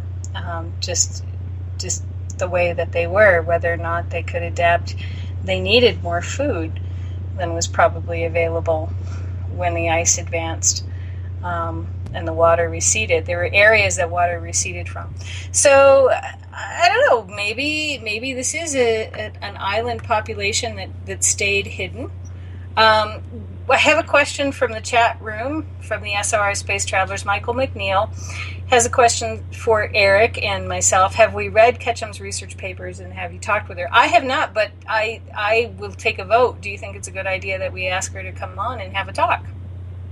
Yeah, if she will. I'm not going to pay $30 to read her research paper, though. Okay. That's one of the things, it's like, that was another red flag for me. Okay, you have to pay to see this. Your monitor, you can find Nobel laureate science out there free of charge. So I'm not paying $30 to read a highly suspect research paper. Yeah, and I kind of have if she wants to send us the paper, there are things online on her website. I read what I could pull off today in my Oxygen Brain Challenge state, and I didn't get the whole paper, but I did see her where she'd gotten her samples and some of her methodology. And her background I thought was impressive, but then when you go read the PsyCop thing, and keep in mind PsyCop is meant to make everybody that they don't like sound like a shyster and a criminal, then it calls it into question. They bring up everything, like the fact that it took her 3 months to revise a paper. That's not long in terms of academic papers, but PsyCop will make it sound like it's long. So, I think it does make sense that we should invite her on and we should ask her about these issues with her research, and maybe invite, if we can get Sykes. I don't know if he'll come. I've asked some more acceptable scientists on, and yeah. Has somebody like Jeff Meldrum ever commented on her research? Or there are some well-respected scientists out there that he is always very cautious. Right. He, because of his his standing as an academic, he walks a very fine line between acceptable anthropologist and cryptid enthusiast. So as far as calling BS on something overtly, I doubt if he would do it. Yeah, he didn't. But he would say, he would probably point to experimental flaws, or, he wouldn't come right out and say, oh, she's full of crap, but he'd point to things that would make you think that. There was an article, I think it was either The Atlantic or in Scientific American. It was an article in The Atlantic, I believe, and they were talking about, I could be wrong about the paper, sorry, brain freeze. But he did throw his support behind Sykes and not behind Ketchum, was what they reported. They didn't say how he did it, but I think he did confer with Sykes and not so much with Ketchum. So in that way, it's not that he's saying, that's not very good. He's chosen not to involve himself in the way that he did with Sykes. So if there was a choice, it fell on the side of Sykes, not on Ketchum. Yeah, and of course Sykes is towing the party line too, basically find a existing, and if the DNA research is done, if what he did, his methodology, which a lot of what he did, the layman's not going to understand, and how much of this is letting him. It's almost like, okay, he's the established guy. Nobody's going to think of him as a shyster. Kind of like Maury Povich versus Walter Cronkite. You know what I mean? His gravitas is such that, he may have found a definitive, oh, wow, there really is such a thing as Sasquatch, and didn't release it, and who would know? The guy's smart enough that he could fake his results to disprove, if he wanted to, and nobody would suspect it because of who he is. Right. Well, and that happens sometimes in research. That's happened in alien abduction research with the Clancy McNally work, with their whole methodology of finding, using only 10 people. They hadn't been vetted by anyone else as to whether or not anyone in the field as to whether or not they were truly abductees. And I can tell you, because what they did is they put an ad in an alternative newspaper in Boston, the Boston Phoenix, looking for people who thought they'd been abducted by aliens. And then they got some of Dr. Mack's, some of the people in the support group for Dr. Mack, some of the newer people agreed to do it. So about half of those people were people who came from the Boston Phoenix, half, maybe 5 or 6 of the 10 people. And the others were newer people who had started to work with Dr. Mack, but maybe hadn't got into it very much. I can tell you from my own experience, when my roommates decided to do a roommate ad saying that, you'd be living with an alien abductee, we had so many phone calls and so many crazy people who wanted to live with us because they were abductees too. And I talked to them, and they were not. They were just, they were not. They were something altogether different. But that was where Harvard, Clancy and McNally, picked their research subjects from. So they didn't confer with anybody else. They said, oh, we know how to do this. We'll just go to the local alternative newspaper and say we're running a study, and we'll take, we'll cherry pick who we think is going to show us what we want to see. And that's what they got out of 10 people. And this was to discredit John Mack, who had over 200 people who had been sent from MUFON and other researchers in other places, and had some vetting even before showing up at his doorstep. So, it's very, very easy for an established, and even the best established scientists, to do some research that debunks something. They just have to make it look good. They know how to make it look good, and they can do that. Mm-hmm. So, the golden, the old saying, when all else fails, manipulate the data. Exactly. And then, lies, damn lies, and statistics. Right. And if you really want to lie about something, you use multivariate statistics, and then you cloud it to the point where nobody understands what you're saying anyway, so it's like, wow, it must be right. Yeah, what is that? All right, so Michael McNeil in the SOR Space Travelers chat room gave us a reprint from the New Zealand Herald. New research shows that ancient humans had sex with non-human species, according to a study conducted by Omer Guckerman, an assistant professor of biological sciences at the University of Buffalo. Ancient humans had intercourse with a ghost species of proto-human. Of course we have to call them proto-human, because why? Because we're modern humans. Guckerman explains that humans are only one member of a broader species named hominins. Hominins, not homonyms. The research found that humans had sex with other members of hominin group. Guckerman found wildly different genes and DNA of humans living in sub-Saharan Africa. He believes these genes can be traced back to about 150,000 years ago, when ancient humans were breeding with this mysterious ghost species.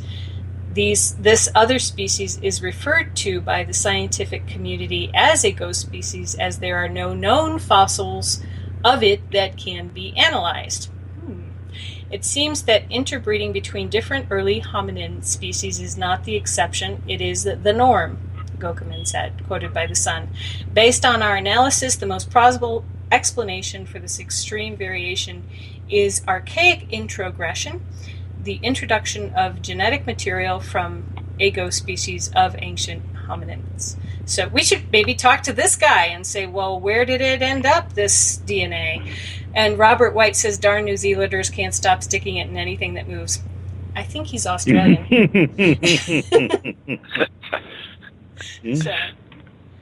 Well, that's why you get so much inbreeding in the mountain. You take mountain communities like in North Carolina, west of me.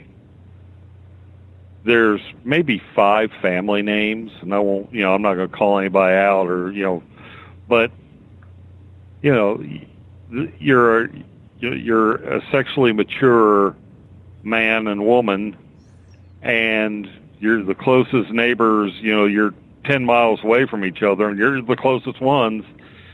Well, gee, what do you mean we're cousins? Who cares?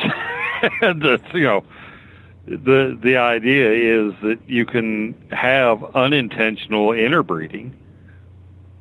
That's how there's a famous family in, I think they're Western Pennsylvania, that have a hematological disorder, and when they turn blue because of this and it's caused by being inbred. So humans are going to procreate. I mean, that's a drive that is so strong that, that's why it's considered a sacrifice to God to become, as a holy person, to abstain, because it's such a overriding instinct. So, yeah, it's like, what am I going to do? You're going to find something to breed with. And you can actually go back as far as biblical, if Adam and Eve were the first two, and Cain and Abel were their only offspring, and the one goes to the land of Nod to find a wife after he killed, that means there was somebody else out there for him to breed with. They weren't considered apparently human, but they were close enough. But is there DNA of this ghost species? I mean, how can he say that there was inbreeding unless he can prove that the species actually existed? Well, good question. That's where it's like we should look at his research and look and see if he's considered. He is an assistant professor, so in some way he has been able to validate without any bones that there is a species that is different than human that has been interbred with. So it would be interesting to see how he validated that, how he got away with doing this. Do you I bet he understand? used mitochondrial. I bet he used mitochondrial DNA, because that mitochondrial DNA passes down through from mother to offspring, and it stays the same. It doesn't mutate or change. You can take your mitochondrial DNA and track it back to the original mother of, your line. That's how well preserved. So that's probably what he did. He used he did some kind of tracking with a mitochondrial DNA line. Okay. So then it would be interesting to see if this ghost species, for example, if you did on some of Ketchum's samples, or if she has any left, would this match a ghost species? Would this match something that has already been studied by someone else? How hard is it to get people to work together? And I guess it's pretty hard, especially if nobody wants to work with a cryptozoologist. But something to think about. Could we go in that direction? What are people doing with biological studies of hominins in Africa, where they generally like to do that stuff, versus the rest of the world? I am babbling. Everett, what do you think? I wanted to take a step back for a second and talk about what Eric had said about if Bigfoot is so closely related to us that we can't really find it. What does that say about the ethics of everything from cryptozoology to hunting Bigfoot or going out there and, so many of these people talk about, they're going to find DNA even if they have to shoot it and think, what does it say about the ethics of looking for Bigfoot? That's been brought up. I mean, if you shoot this thing and it is considered human, manslaughter at the least.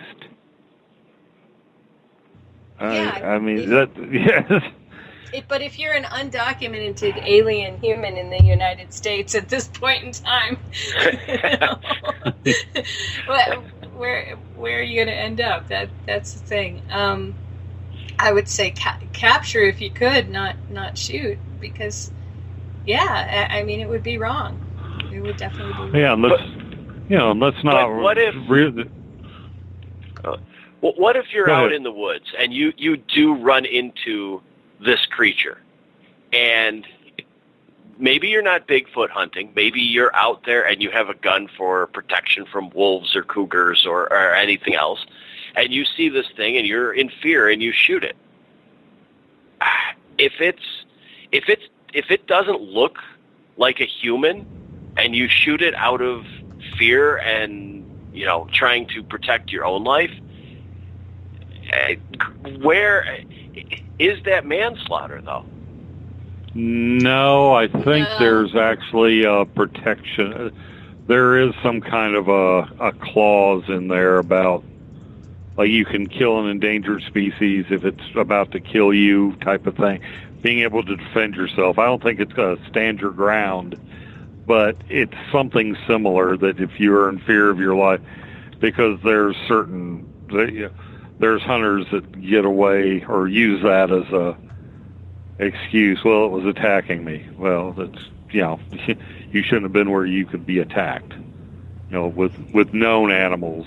So, I think but anybody that shoots after that is probably going to have a hard time getting away with it once we've established this human species. Well, and I think it would just be a big controversy, and the person would get their 15 or 20 or 30 minutes of fame for 10 years. And, it wouldn't, because it was unknown at the time, it would be, they could say they were confused, or not, that would be interesting to see how it would play out. Because what if they thought it was just a person who was hairy, who was hiding, and somebody shot them? Wow. Good question. Yeah, there's repercussions. And that person that shot them, are they then entitled to profit from their experience then? Yeah, I don't think there's any way you could keep it from happening.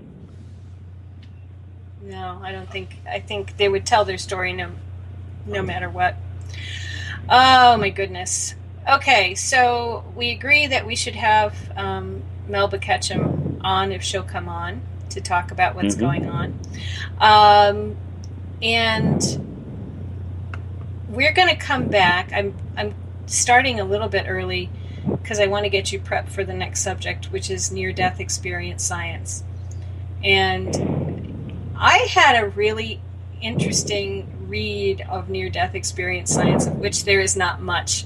It basically looks a lot like alien abduction science, which is, you had sleep paralysis, or you had funky anesthesia, or something like that. So when we come back after the break, we're going to talk about that.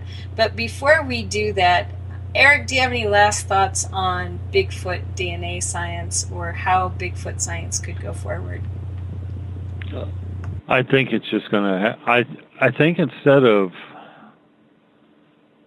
going after it as an animal that needs to be tracked and, subdued or captured, maybe we ought to go at it as these are a human culture that maybe, we just ask.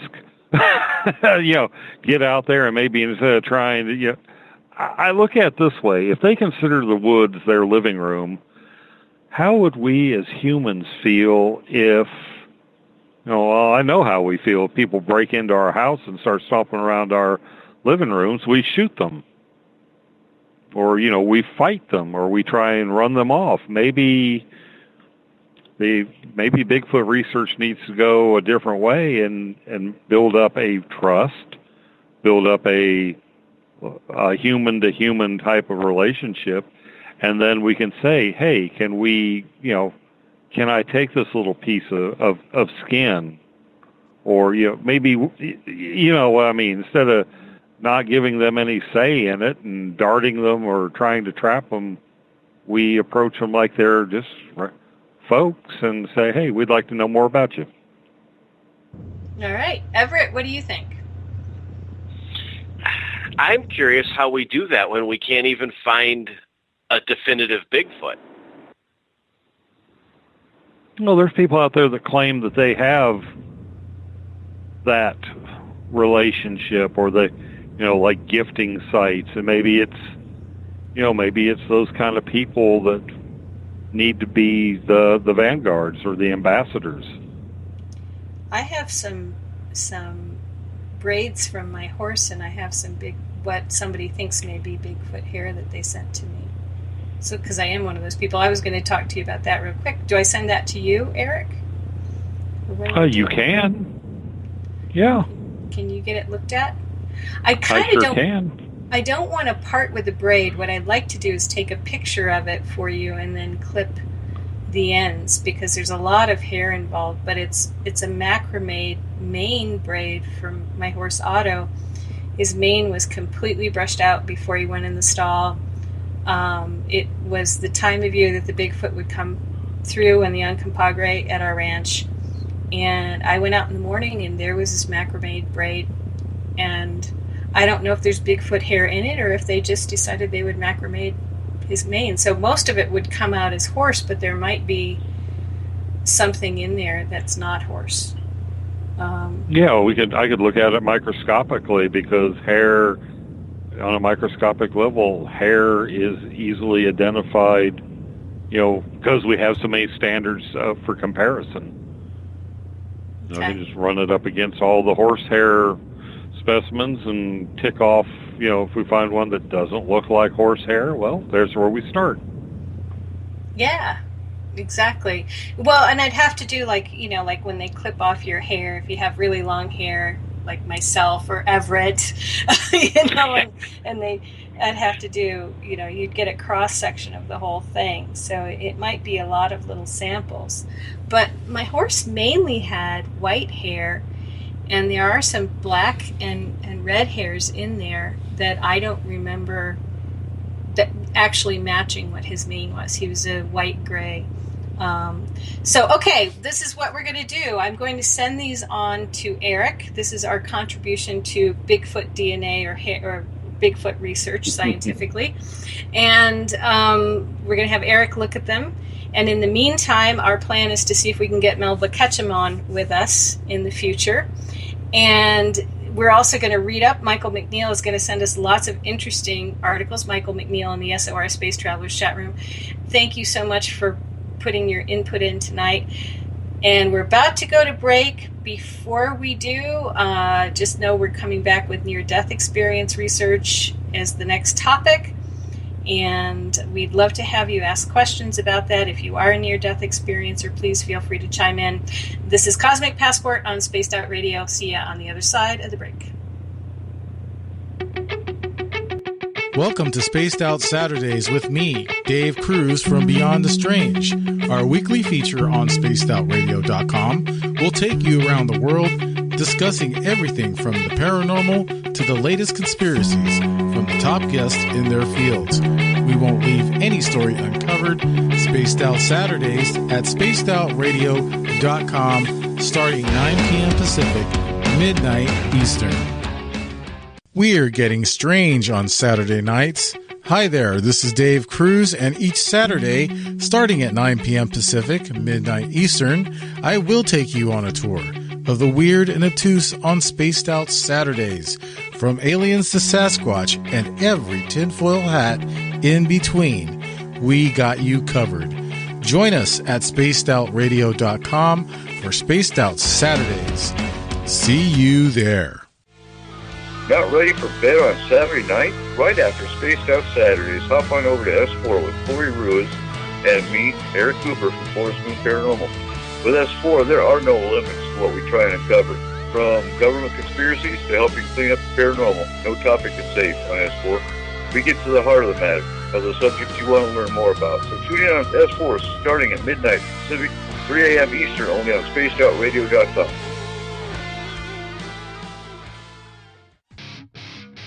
The SOR Sightlines is a place for you to find answers to your strange experiences. Hi there, this is Mike Schmidt. If you have had an encounter with ghosts, UFOs, Bigfoot, ETs, or anything else that doesn't make sense, head to spacedoutradio.com and file a Sightlines report. All information you give is 100% confidential, and I will personally help you find the answers you need. SOR Sightlines, your answers are a click away. Hi there, I'm Butch Witkowski, lead investigator with U4 Cop. On the final Monday of every month, you can listen to me and host Dave Scott on Spaced Out Radio's Strange Days. We're going to get to the heart of the matter when it comes to what's happening out there. People are seeing and experiencing things from ET contact to Bigfoot, and I want to hear about it. Your experiences are what we investigators need to help solve these unknown mysteries. So tune in at spacedoutradio.com to the final Monday of every month from Butch Witkowski's Strange Days. This is Eric Marcum, news editor for the Spaced Out Radio's The Encounter Online. We have put together a great team of writers and journalists from all over the world to bring you top-quality paranormal stories, from alien encounters to the latest conspiracies. You won't find any of that fake news here. True stories and top-notch reporting as we look to bring these experiences to the mainstream. The Encounter Online, only at spacedoutradio.com. Do you want to know the truth? Do UFOs exist? Are aliens real? Are the governments hiding the biggest secret in history? We're UFO seekers, and we're on a hunt for the truth. Subscribe to our YouTube channel and follow along with us as we journey across the United States, visiting UFO hotspots and alien hotspots, trying to document the UFO phenomenon.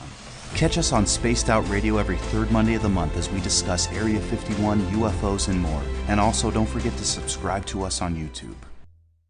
Patrolling the Pacific Northwest, we are always on the lookout for the strange and unassuming stories that real people are experiencing. Hi, I'm Vincent Zunza from Pacific North Weird. Me and Alexandra Sullivan have teamed to bring to you those odd stories that never seem to make it into the mainstream. Stories so weird that will leave you scratching your head wondering, is this real? It's as real as it gets with Pacific North Weird. You can watch our videos right here at spacedoutradio.com. Become more intimate and interactive with Spaced Out Radio. Join our Space Travelers Club with your new membership. For $5 a month, we'll provide you with special access to the website, monthly prize draws from books to psychic readings, along with monthly newsletter, private interviews, and more. Sign up today to be part of Spaced Out Radio's experience. Looking for a place to advertise at a very reasonable cost? Look no further than Spaced Out Radio. SpacedOutRadio.com has an advertising tab that you can click to check out our daily, weekly, and monthly packages to play on the radio, or our website including social media. From commercial spots to banners, we have it all. Check out our competitive pricing today. Don't have time to listen to Spaced Out Radio live? Wherever you are, the car, the office, the shower, or even if you're traveling, we're right here for you. Each Spaced Out Radio show can be found on iTunes, TuneIn, and on our YouTube channel, Spaced Out Radio Show. It's the perfect way for you to catch up on our shows. For more information, just head over to our website, spacedoutradio.com, and tune in to us today.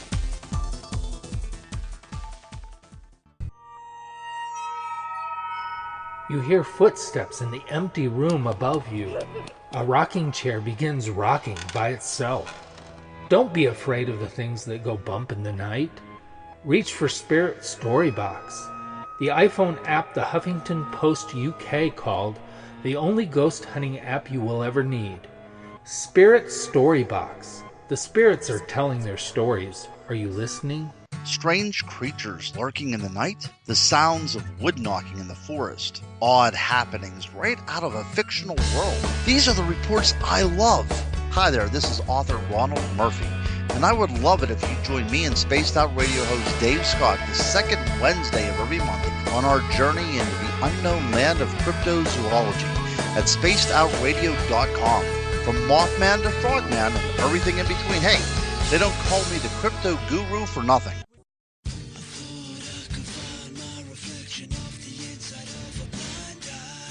The views and opinions expressed by tonight's guests and topic of discussion do not necessarily represent the official policy or position of Spaced Out Radio, Spaced Out Weekend, Spaced Out Radio Limited, its hosts, syndicated carriers, or anyone associated with this broadcast. Would you like to connect with us? Head to spacedoutradio.com for all your latest show info. And hit us up on Twitter using the hashtag SpacedOutRadio. Now, back to Elizabeth Anglin and SOR.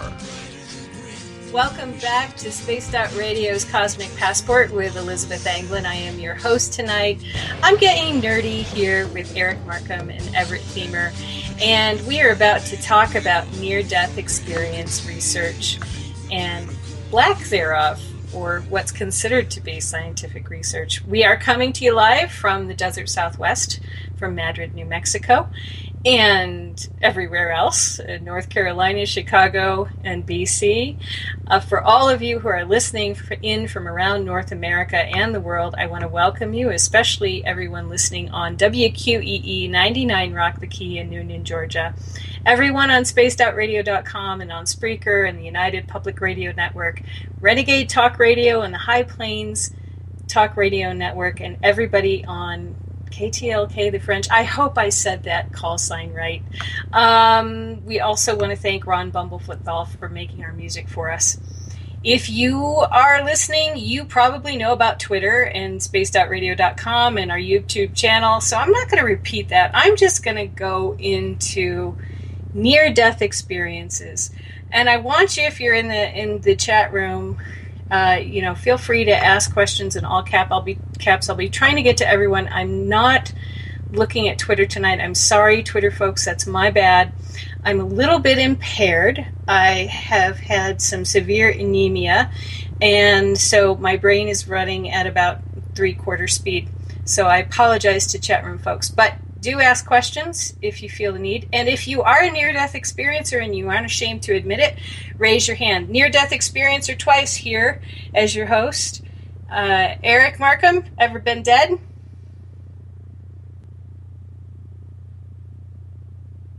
Are you on mute? Not that I'm aware of. No, I was. I'm sorry. I tried and cut the background noise from behind me out. Not that I'm aware of. I'd like to have a near-death experience. Kind of. What was that movie where they actually killed everybody? They killed each other, and they had these experiences. It had Kiefer Sutherland in it. Flatliners. Yeah. Yes. Yeah. I don't Everett. know. Oh, Eric, go ahead. Go ahead. Yeah. Everett, have you ever been dead? No, I have not. I had a weird experience, but I wasn't dead. So no, I have not had a near-death experience yet. Were you doing mushrooms or DMT or what happened? Honestly, no. I was sitting in a chair and I thought I was starting to fall asleep, and just through my brain, these thoughts were running through my head that this is what it's like to be dead, and it's okay. And it just felt very strange. And then somebody that I had not thought of in probably 10 years and was not at all on my mind showed up and said it was what I thought it was. And I, fell asleep, and I woke up, and about 2 weeks later, I found out that person had died 2 years before. So I wouldn't call it a near-death experience, but it was definitely strange. So is it possible you had, you weren't asleep or you were asleep? Could it be possible that you had like a little sleep apnea, get out of your body thing? It completely possible. I don't know how to explain it. It wasn't quite a dream. It wasn't what I would consider sleep paralysis. It was just an odd experience. Huh. Really cool. Well, I've been dead, and I've talked about it before on air. And I went down the tunnel, so blue light came, I got popped out of my body, I went down the tunnel with this blue light that had told me I was okay. Got to the other side, and my heaven looks like the heaven at the end of the Bible. As many of you know, I am a born-again Christian, even though I'm a psychic, because in my experience of born-again Christianity, I'm supposed to learn about everything and to use my skills and be myself. I'm here to express what I'm here to express, and I'm here to learn about what I'm here to learn about. And there is so much love in the universe. There's so much love from the Creator, from God, that in my experience, that love is what's important. And applying that love to everybody, that includes applying it to yourself and not judging yourself as being wrong or bad or something else. Just, have your life, have your experiences, and learn from them. Is been my relationship with Christ. And so that's why I'm here on the air. But I was 24 and I died, and I found out when I was dead and having my life review that I had died when I was 15 and I was run over by a car. But something had happened, and either there was a time shift or time was reversed, and I actually picked myself up from under the car without a scratch on me. But it was interesting to go through this conscious experience of standing. In my experience, I was standing next to Jesus having my life review, and then I saw my other near-death experience, and it was like, okay, I thought that car experience was really weird, and I wondered how I picked myself up from under the car after it hit me, and, whatever. So mine was highly strange anyway. Both of them were highly strange because there was really no reason for me to be dead the second time. I must have had like an aneurysm, and I am an alien abductee. And as I was being told I had to go back, I looked down and there were all these little aliens working on my brain. And that was, something went wrong with my brain, and there was a pop, and, so near-death experiencer, that's me. Nothing to do with surgery, nothing to do with sleep, nothing, just pop, you're dead. So, Eric, Marcum, there's a lot of people saying that near-death experiences are part and parcel of something that the human body just naturally does. What do you think about that? Well, I can understand where they're coming from in that, and I'm sure almost everybody's had this experience. You don't quite wake up and you hit the snooze button and you go immediately to sleep, and you have this epic dream that seems to last weeks in the period of 10-minute snooze. So, the physiological basis is there for this just to be what the dying brain sees. I don't believe that for a minute, but, I can understand why they chase that rabbit down the hole, because there is a physiological basis for it, what they believe. But I don't think that explains it. Yeah, so, here's what happens when debunkers attempt to debunk near-death experience. There is an article from September 12, 2011 in Scientific American. And it's Scientific American, but actually it's talking about what scientists are saying about near-death experiences, and these are not necessarily scientists who have done any research on near-death experiences. So it looks a tad bit like the scientists who talk about alien abduction being sleep paralysis and or somebody saw Venus, or swamp gas. So the article is entitled Peace of Mind, Near-Death Experiences Now Found to Have Scientific Explanations. Seeing your life pass before you and the light at the end of the tunnel can be explained by new research on abnormal functioning of dopamine and oxygen flow. They don't actually, in this article, talk about what that research was, which I found there was one that alluded to it, but it wasn't actually what it was about. So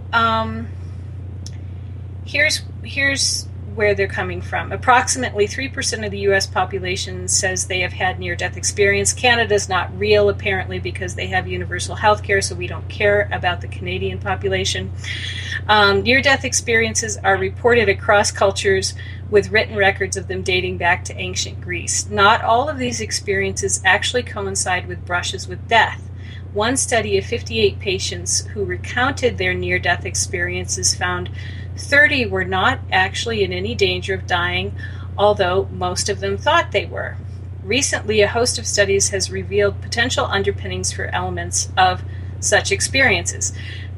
This does not mean that they actually studied near-death experiences. They say that a host of studies has revealed potential underpinnings. But when you go on to read it, here's what they say. Many of the phenomena associated with near-death experiences can be biologically explained, says neuroscientist Dean Mobbs of the University of Cambridge's Medical Research Council Cognition and Brain Sciences Unit. Mobbs and Caroline Watt at the University of Edinburgh detailed this research in Trends in Cognitive Science. For instance, the feeling of being dead is not limited to near-death experiences, Everett. Patients with Cotard or walking corpse syndrome hold the delusional belief that they are deceased. So you are Cotard, Everett. How about that? Oh, I've been called worse. By friends. By friends. You Cotard, I'm a libtard, you're a Cotard.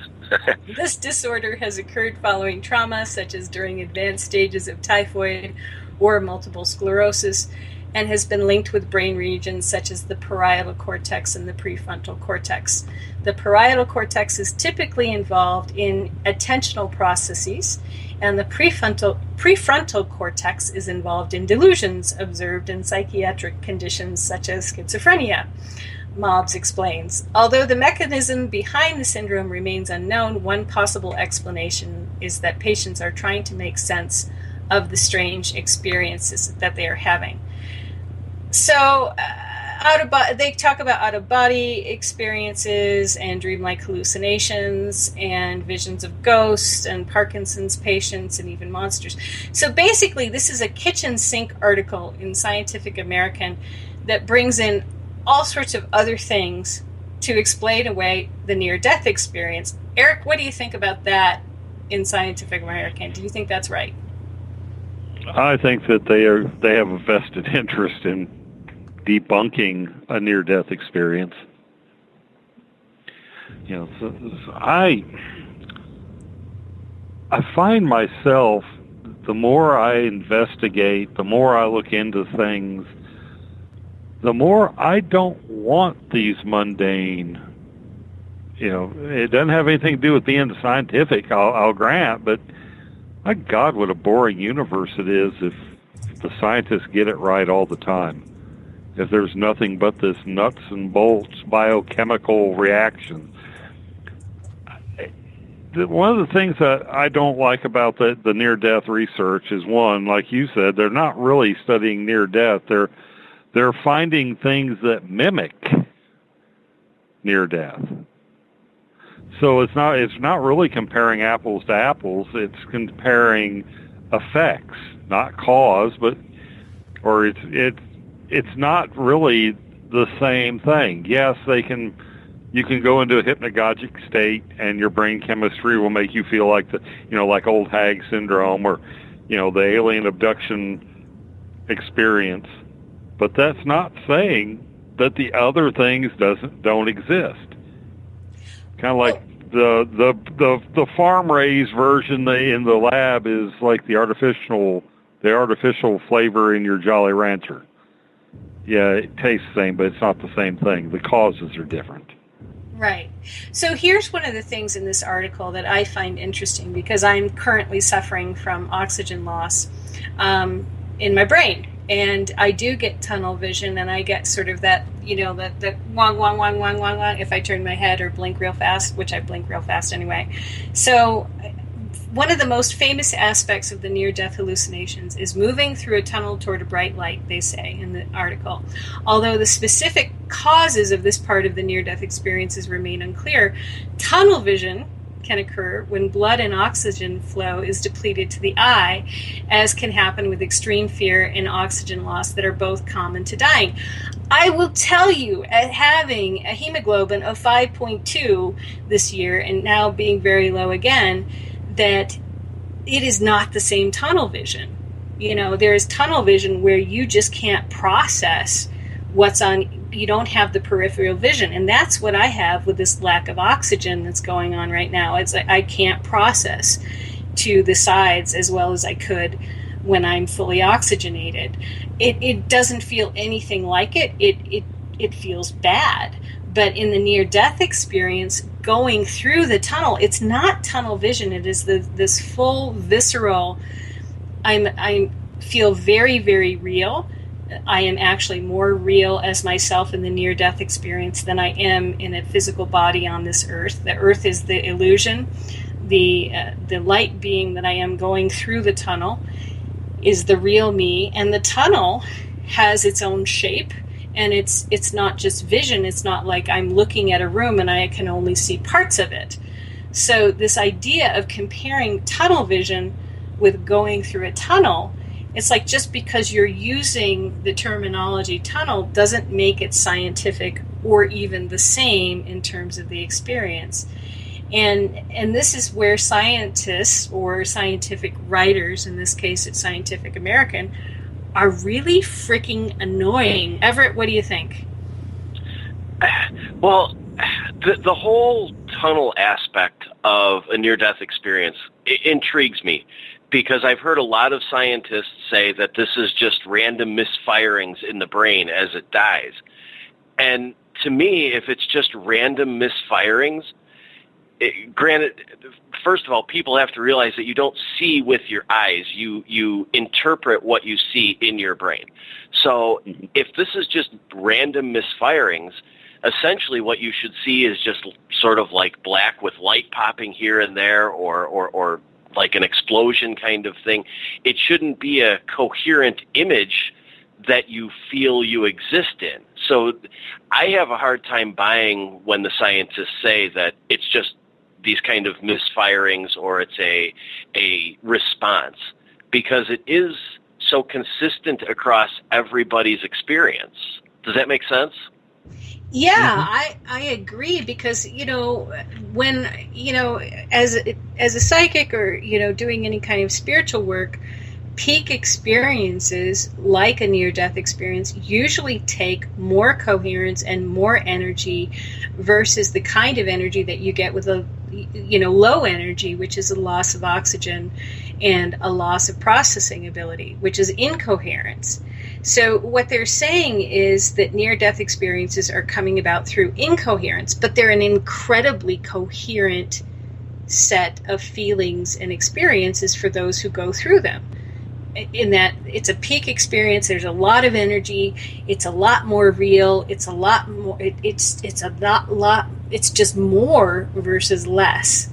And, is there some drug in the brain that can make everything be more as you're dying and be more coherent versus less? And nobody has proven that to me. Eric, what do you think? I think that's even if we just go by basic evolutionary standards, why would evolution favor putting that much energy into something at the end of its process? So in a way, having a drug that makes things more real as you're dying doesn't really make evolutionary sense to me. It seems like a waste of resources, and nature doesn't tend to waste resources. Well, and the other thing is that a lot of us near-death experiencers come back with a death wish. That, we are just basically biding time here in the illusion, and we can't wait to get back. And we're like looking at the watch going, is it time yet? Is it time yet? Is it time yet? So if you're a near-death experiencer and you want to weigh in on this, because I just got called on it by one of my healers this week, because I was thinking about going to the hospital because I'm like literally dying slowly. And he said, well, you have a death wish. And I was like, yeah, I do. I'm a near-death experiencer. I'm checking my watch. Is it time yet?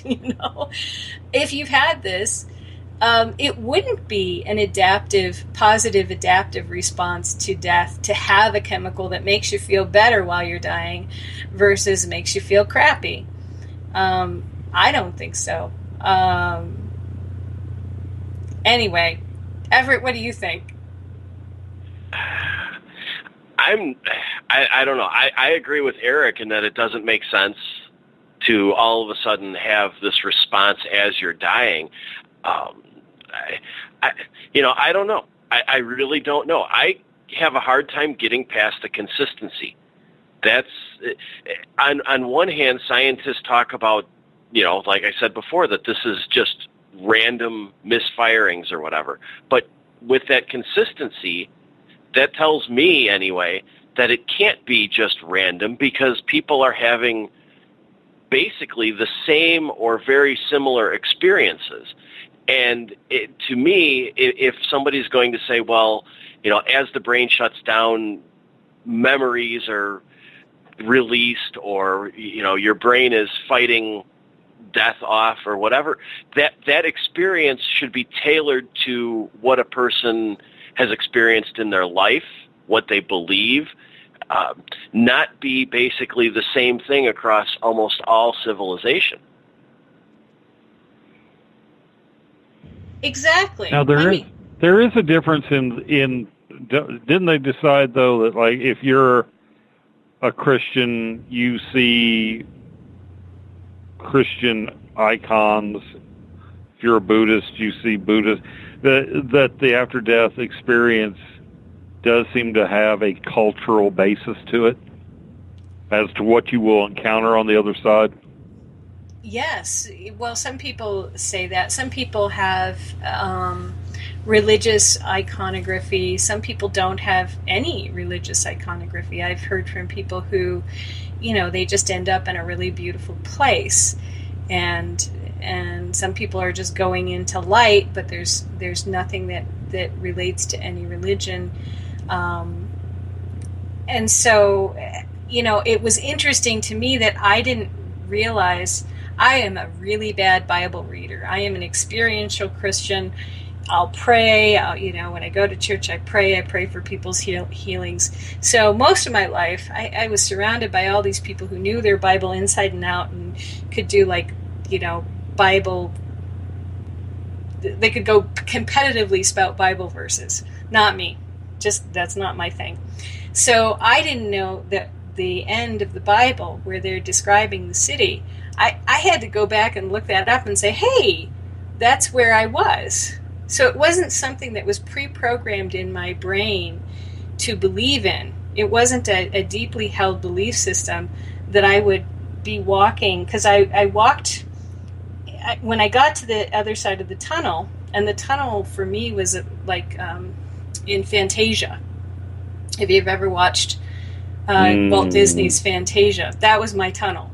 Only it was blue and white. It was beautiful. And I got to the other side, and all of a sudden I have feet. I'm flying, and then I have feet, and then I'm walking on this crystalline, rainbow-colored crystalline flat surface.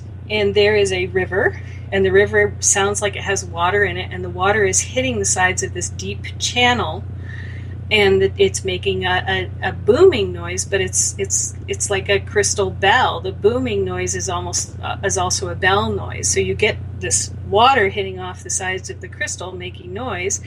I go over this bridge over the river, and I go to the city, and it's exactly the thing at the end of the Bible. And I am really bad with Bible science, So why would I get that?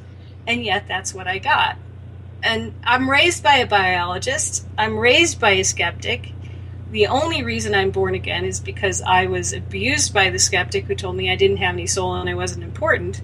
And so I went to go check that out by asking, to become born again. And, boom, there I was. So, but I really, it wasn't a deeply held belief, but yet there it was. So to me, that's very interesting, that there can be this whole structure that's religious in nature based on what you identify with, even if you don't deeply identify with it. I don't know. I'm talking about myself too much. Dave's going to slap me in a second. What do you guys think of the significance of so many of these people seeing relatives and communicating with relatives who have passed on during their near-death experience?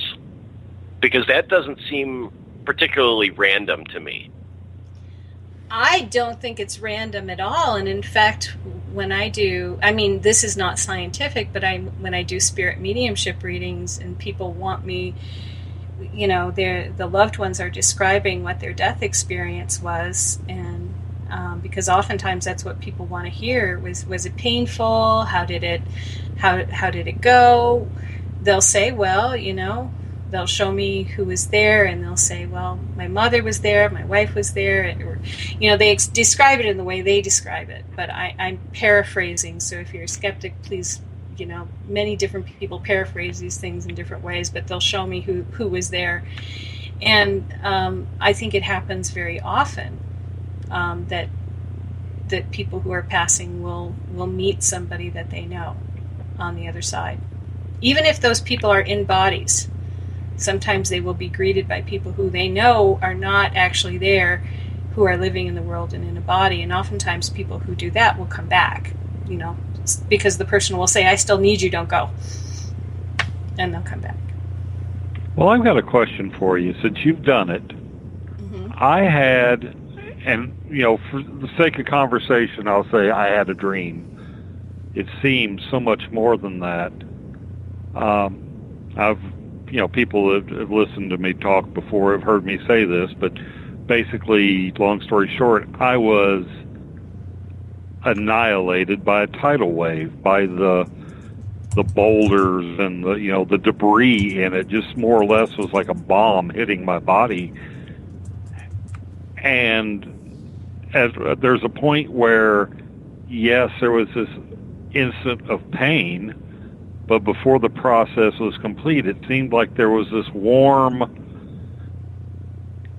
it was like a warm detachment. Oh, that's me, but I'm still, I'm seeing, I'm both places at once, like a bilocation. That physical body is getting destroyed by this basically water-powered sandblaster, and then there's a part that survived that was fine with it, wasn't that alarmed. So that's a memory and I of went. it. Yeah. Okay, Yeah, so it might have been. Okay. A memory of a death trauma can happen, and there is a situation where you can have conscious recall or sort of dreamlike recall of a past life death trauma, and that's more of a shamanic thing. It's more of a healing thing. They're energetically, and I'm not talking as a scientist here, but more as an energy healer and a Reiki master. You work with people, and sometimes they presence illnesses or they get stuck on a death trauma, and what really helps is to consciously bring it back up and re-experience it, and then have that sort of dual reference of part of me is dying and it sucks, and the other part of me is perfectly okay with it, so it's not a big deal.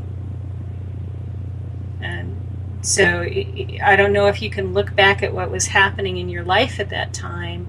Were you feeling suffocated? Were you feeling washed away? Were you feeling, was there something that might have brought up that death trauma that you were working through? That would be... I don't know. I think actually things were actually going pretty good. I mean, it was just sort of this random experience out of nowhere, and what was really cool is after that, my next existence, I don't know, some kind of thing that could fly. Because as soon as I figured out I could fly, I flew everywhere, like Forrest Gump running. Yeah. And I didn't have hands, but I had these really cool black claws. Now, as a guitar player, you would think the horror of not having 10 fingers, but being reduced down to these two, one on each wing thing, this hard, almost metallic metal claw would be terrifying. I was so proud of those. I was just like, wow, isn't it, it's like, it was like being a different creature. I don't know, Eric. Maybe you were a it was different awesome. creature. Yeah. Maybe that's all it was. Oh, I was looking at those claws thinking, wow, that crap is cool. Look at those fingers. I was not alarmed at the fact that I was no longer human. I guess and I was proud of that claw that where my fingers were, I didn't have fingers anymore. I had this really awesome claw.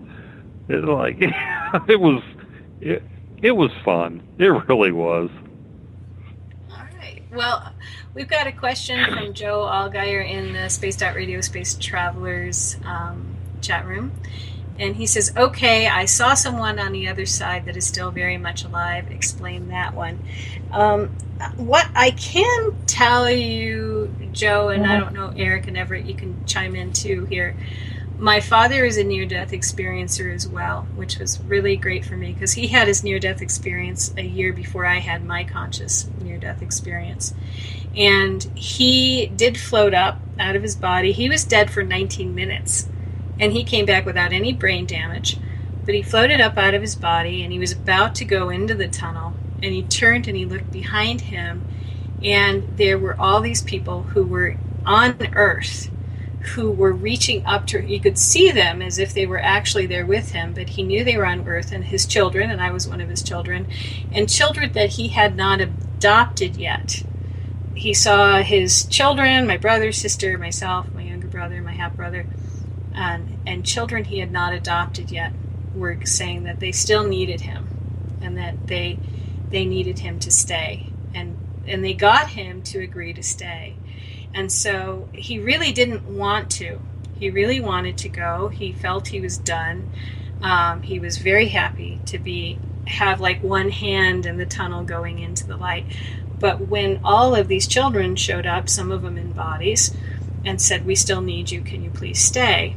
He got back in his body, and there was a nurse prepping his body because they had coded him like 10 minutes before. I don't know, Eric, you would know how long it would take them to say he was gone, but it was before, and so they were like everybody had left, and there's this one nurse cleaning up to move him out of the room, and he woke up and freaked her out. I bet. You know, so, but, you know, I think that there can be, I think that you can have this experience of soul-to-soul communication even with souls that are in bodies. Based on my father's experience, I would say that it could have been a soul-to-soul communication.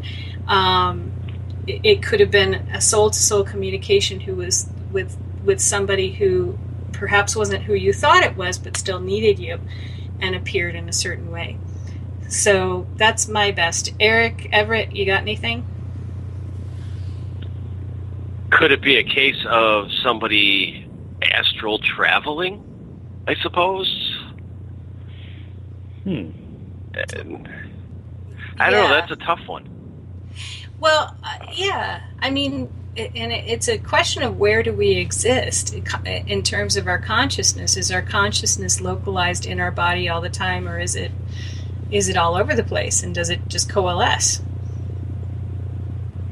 I am of the opinion that, okay, I've for those who haven't heard me say this, I think all of experience, all of what we call consciousness, is flowing through, let's call it the ether, through the universe at one time, like this huge broadband signal.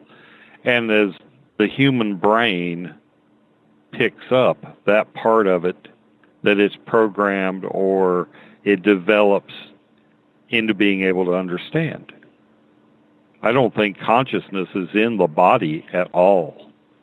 I think consciousness is streaming through the body like tachyon, or, not tachyons. There's a particle, there's billions of them zipping through us right now. Neutrinos? Neutrinos, yeah. Okay. And for all we know, maybe neutrinos are what carries the consciousness. It's just like being able to tune into a radio band. And what you get, what you pick up is what your brain chemistry, what develops. Your brain is the tuner, and you pick up that part that you can pick up. So do we live in the cloud then? I think it's just I think these meat suits we wear are just, maybe that's what eternal life is, the fact that all the experiences we call a human life don't exist in and of themselves. It's a signal we pick up. And then once this meat suit's gone, maybe the vibrations that signal sends through us is what goes on. Or we become part of that signal, or our experience is added into that broadcast, and the next brain or the next consciousness that picks that frequency, that signal up, adds its distinctiveness to that life experience, or, that broadcast channel. Dude, that's cool. Everett. Oh, I'm not the one to comment on that because I'm confused. Okay. I'm trying to figure out then, so is reality real? Like, I'm sitting at my desk right now. Is my brain just a receiver receiving information that maybe my desk isn't really here? I'm just being fed information that it's here? If you're a near-death experiencer, it seems like that. I can tell you that this does not seem real. And the first thing, one of the first things I had a realization or a thought about was that, wait a minute, where I just wasn't real. This is what's real, and this is even realer than where I just was. And so, and that stuck with me, that the desk isn't actually there. It's part of the illusion. Well, keep in mind that even the most solid object, the densest material on Earth, when you get down to the atomic level, it's mostly space. So, on what, on the very basis of reality, down there at the atomic level, there is nothing solid. So your desk does not exist, Everett. Nor does your hair. Ooh, take that back. Okay, I take it back. If the desk is not real, what's holding up the coffee? What coffee? There's coffee involved in this whole scenario? The thing to remember, Everett, is there is no coffee. Oh, those are fighting words. Or, be the coffee. You are the coffee. Maybe I do wonder about that, though. I mean, we take, the fact that our hand can't pass through, I can pound on this bench in front of me. My hand doesn't go through it. But it's mostly empty space. It could compress down all the matter that's in this desk is keeping my hand from going through it. If you compressed it down to a singularity, there wouldn't be enough to see. Okay, my brain just hurts now, Eric. It just hurts with the idea that everything could be compressed to its singularity. It's kind of like tunnel vision in an odd, weird way. Thank you for that. Okay, Michael McNeil has a question. If a person coded and is floating around the room, seeing what is going on in the room, wherever they coded, how would you consider it? Would you consider it astral travel? I think he means some move on from there to the tunnel and the light. From the spiritualist medium perspective, that is considered the astral plane, and so that is considered astral travel, and that spirits who are just freshly crossed over are in the astral, and that is, if you're talking to a newly passed over spirit, you are talking to them in the astral. Now, after some period of time, they progress up to the mental, and then there are levels above that, depending on which spiritualist cosmology you adhere to. So that's my answer on that. Everett, you got any answer for that one? Well, it brought up a question that if they're astral traveling, is there any danger to somebody who practices or attempts to practice astral traveling while they're happily living? Is there any danger to them dying? I think it's been pretty well established that there isn't, because they are connected to their body, and the body is still functioning. And I've done a lot of sessions in my experience where people have had miracles happen after near-death experiences. I have one particular friend who died not quite as long as my dad, but she had a situation where she had multiple strokes all at the same time and was not expected to wake up. She had a near-death experience. She was on the other side for a long time. She was talking to people. She was, talking with angels. When she woke up, they never expected her to be anything but a vegetable and not be able to walk. She immediately had to go to the bathroom. She had to pee. And she was on a ventilator and everything else. And she has to pee really bad, and I think she even had a catheter, whatever they do for somebody they expect is brain dead. And she hops out of bed with all this stuff attached to her, and she gets to the bathroom door from across the room, and a nurse walks in and screams, "You're not supposed to be up." And because she said, "You're not supposed to be up," she fell to the floor, because she realized that she was not following the protocol for this reality or something. I forget how this response, this is for your question. What was your original question, Everett? Is there any danger to dying during astral travel? No, because if you're meant to come back and you're attached and your body is still functioning, and even if your body isn't functioning, sometimes your body will be made to function because you're still having this physical experience, and it's what you've signed up for. So really, there's not a lot of problems unless somebody comes and you're out of it and they kill you in your sleep, where you're astral traveling. But I think if you were conscious in some way, you'd be warned about it before it happened. Okay. They'd have to make your body non-functioning. Like seriously, like chop your head off. Seriously non-functioning.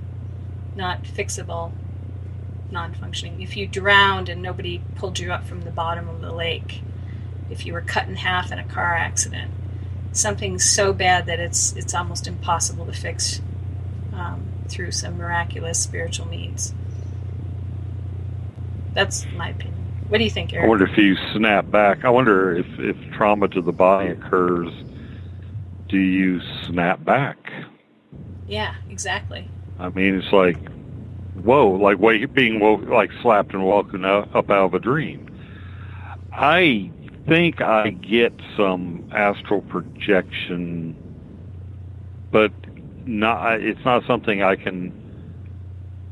I think it happens when I'm almost in dream state, or I'm in dream state, and I come up just enough to realize that this isn't quite your usual dream. And there's somebody I meet all the time. And it's like they're just on the edge of being, I know them. And while I'm having this experience, I can see them, but when I come back out of it, I can remember having interacted, but there's no facial features, there's no name to go with this person. It's like there's a consciousness that I run into on occasion, and it's not a dream.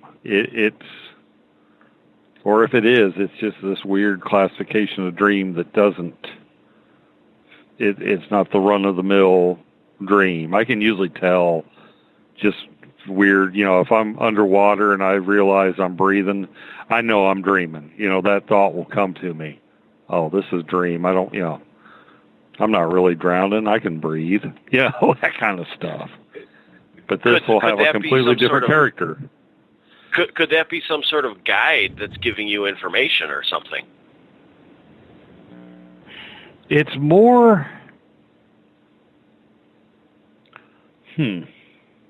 Or when you have this experience, are you taking anything away from it afterwards?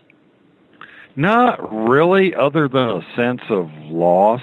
It's like, oh man, it's like a part of me doesn't come back. That while I know this person, while I'm there, I am more complete. And there's just this feeling of wholeness, and that's when I come out of that. When I wake up, I don't have that wholeness.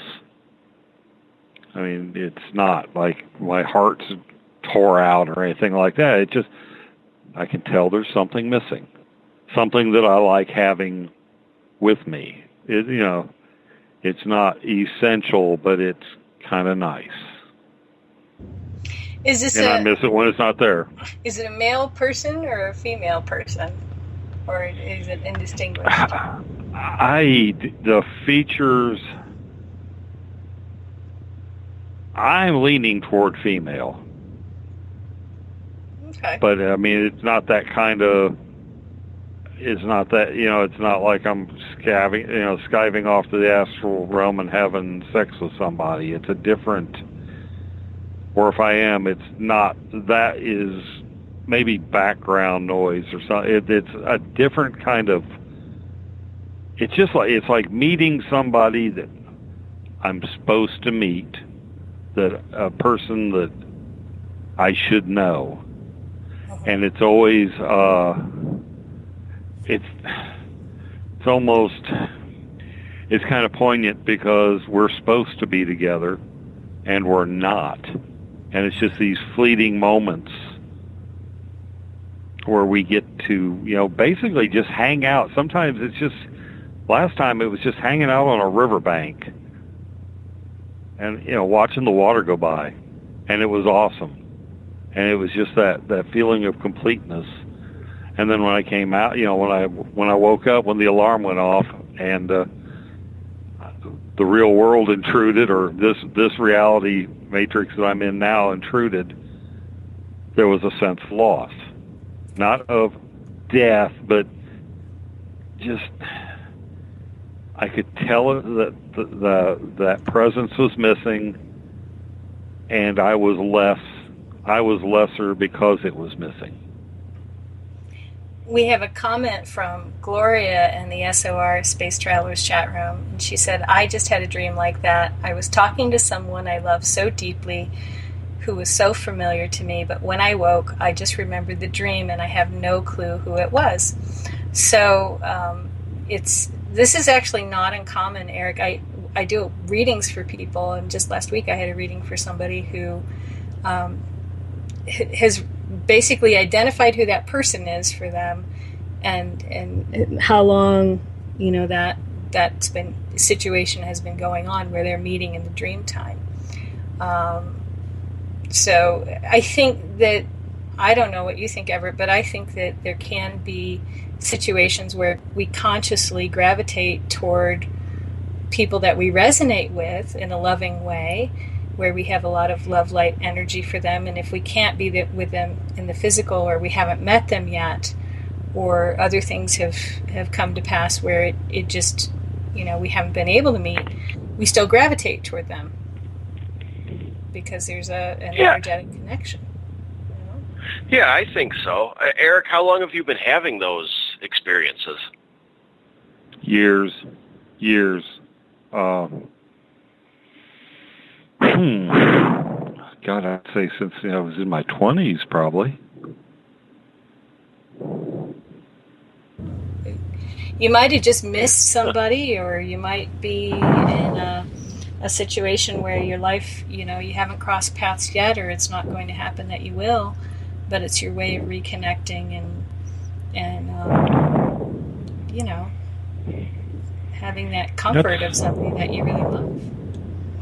That's weird, though, and it's kind of, I look at my life as this path of staggering off these tangent lines that weren't necessarily always the right way to go.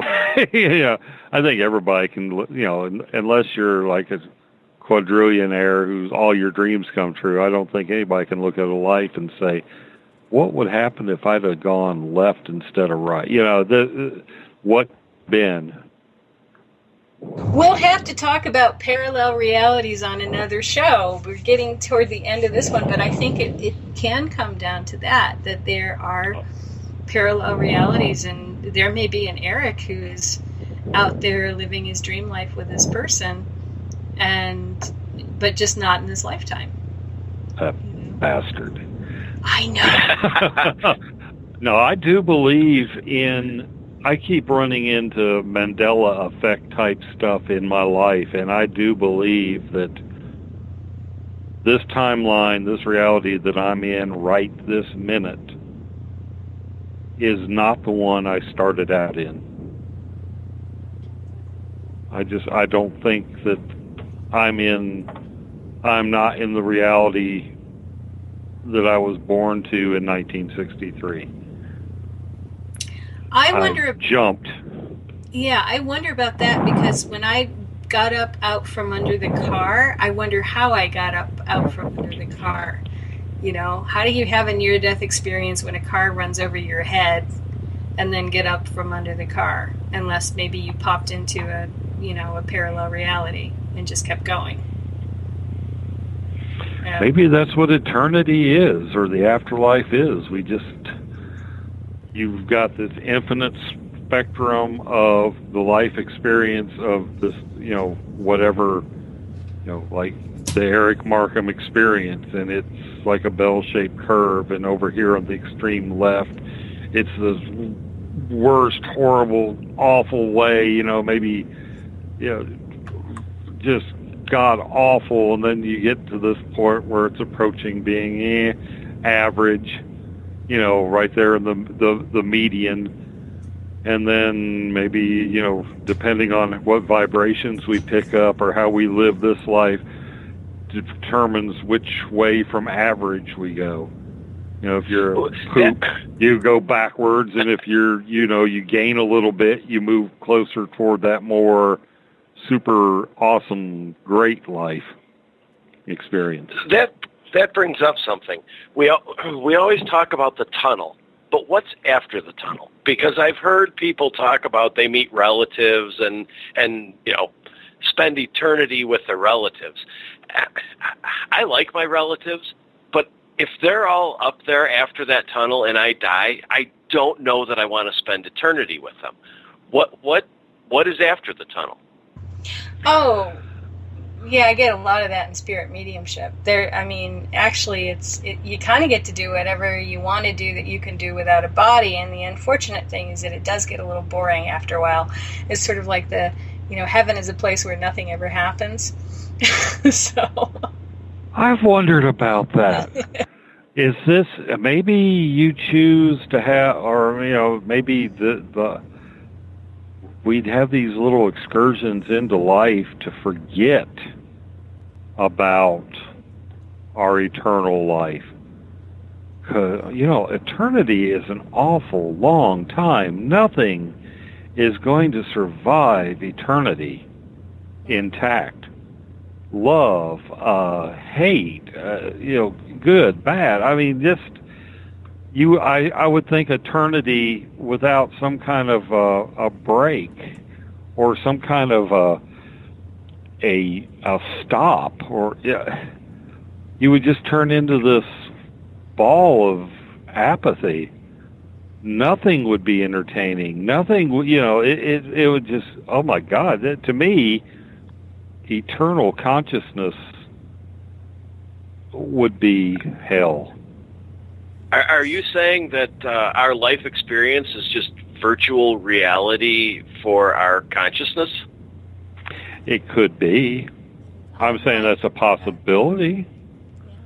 I just, what if we are, maybe there isn't all of us. Maybe there is only one consciousness in the universe, and we are all that one consciousness trying to keep itself from going insane through eternity.